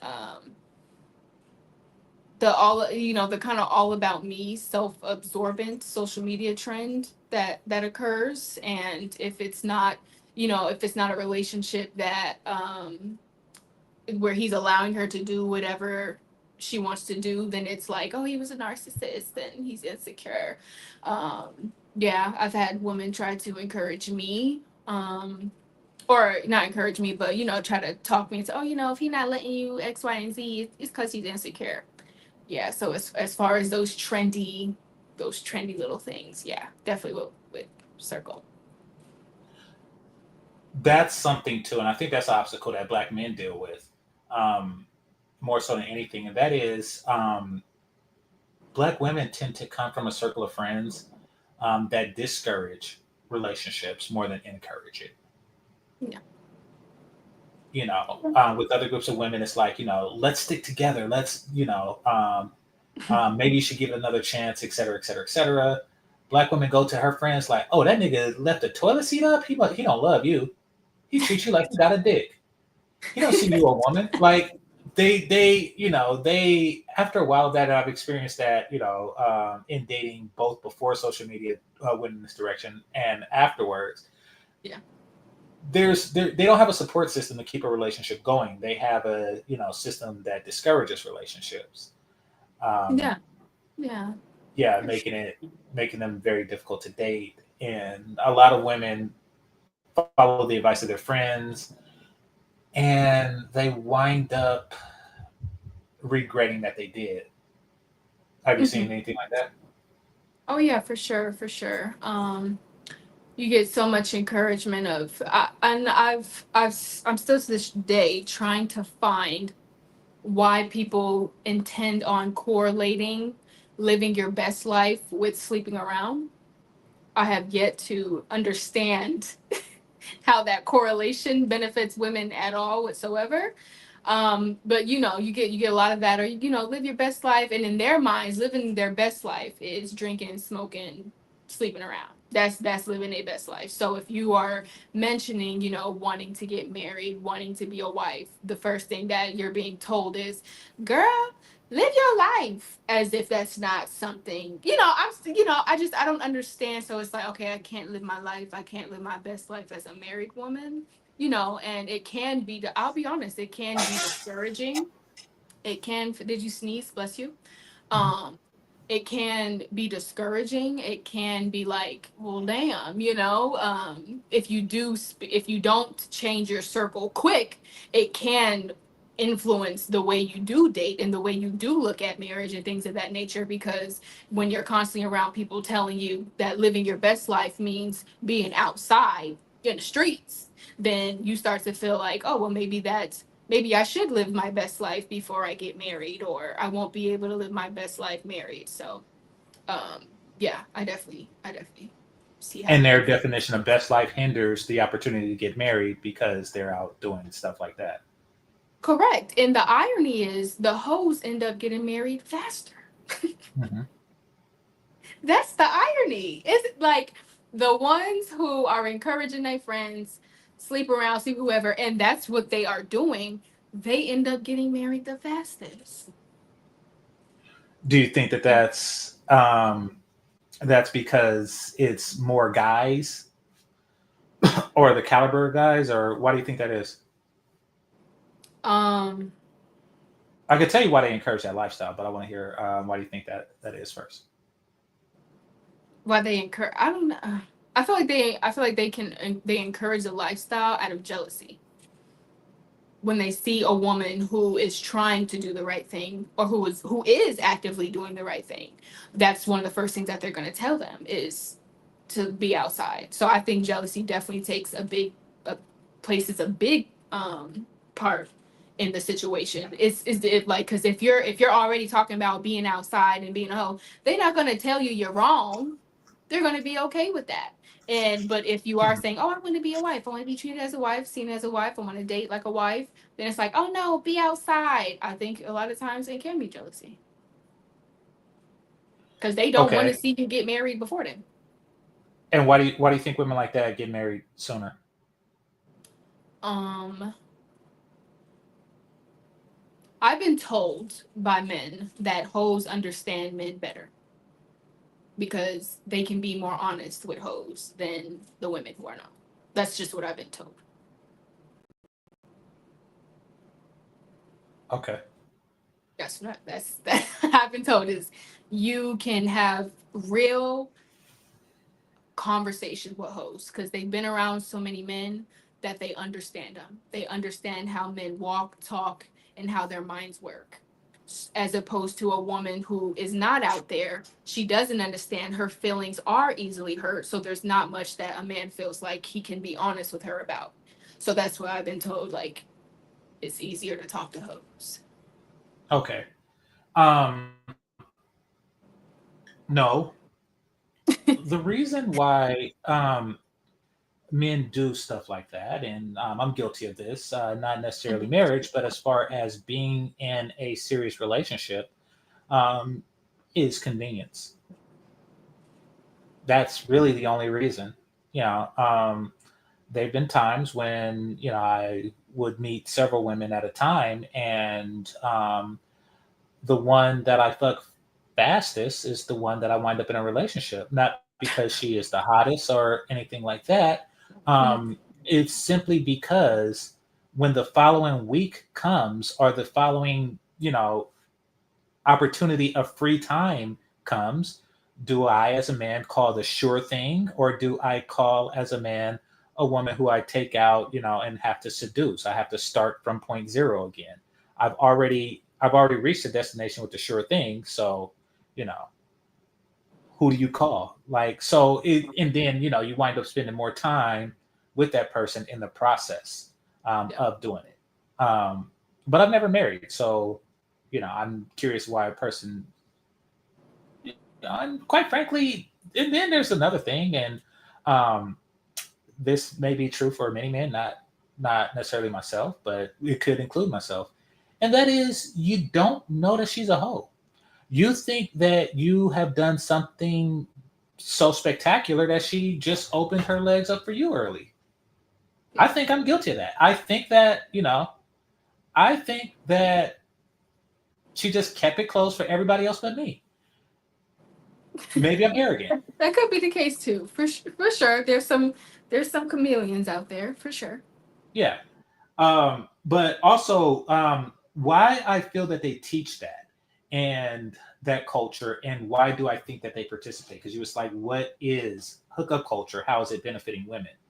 Hookup culture benefits unattractive women for one clear reason, and that is women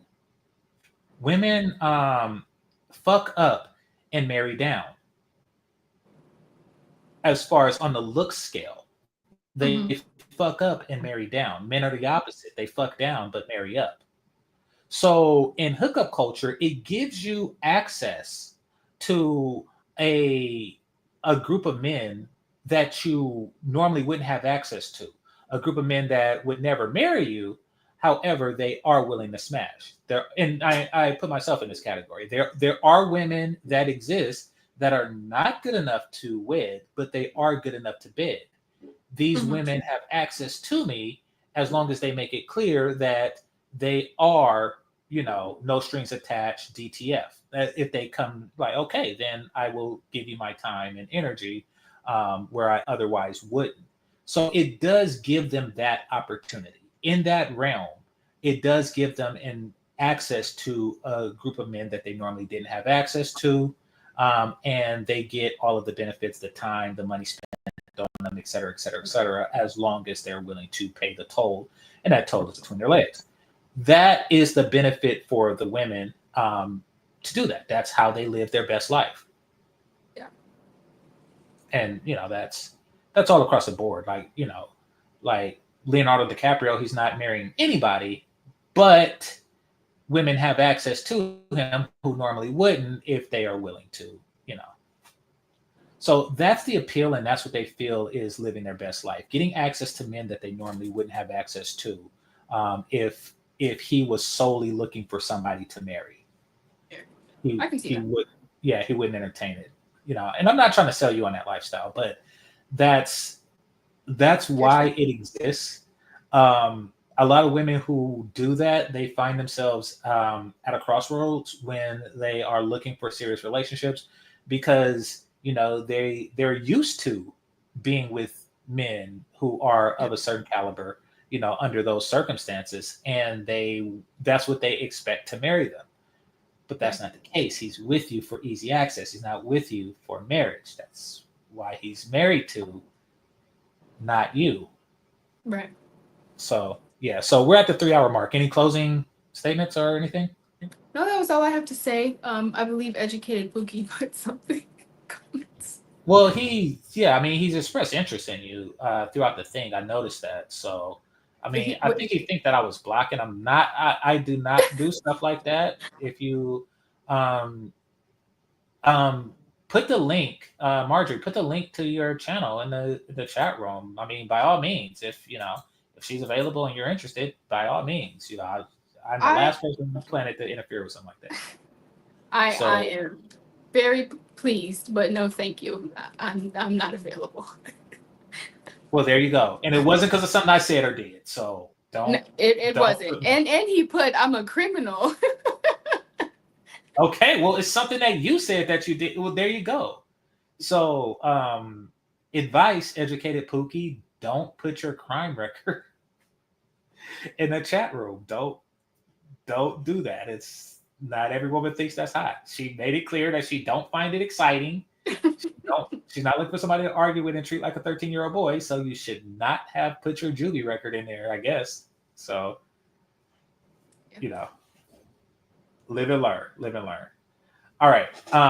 But to that, check her out on her mom's channel. And I might be over there soon. I'd like to thank, hold on, somebody sent me a Cash App. I think that's Nanga. Yeah, Nanga sent me a Cash App. Let me see, who else did? I'd like to thank all the Cash Apps and Super Chats, the managers and moderators, those who are listening silently, and those who participate in the chat. Make sure that you hit that like button on your way out. And this is Game Changer 00100. Game over. Peace. Thank you.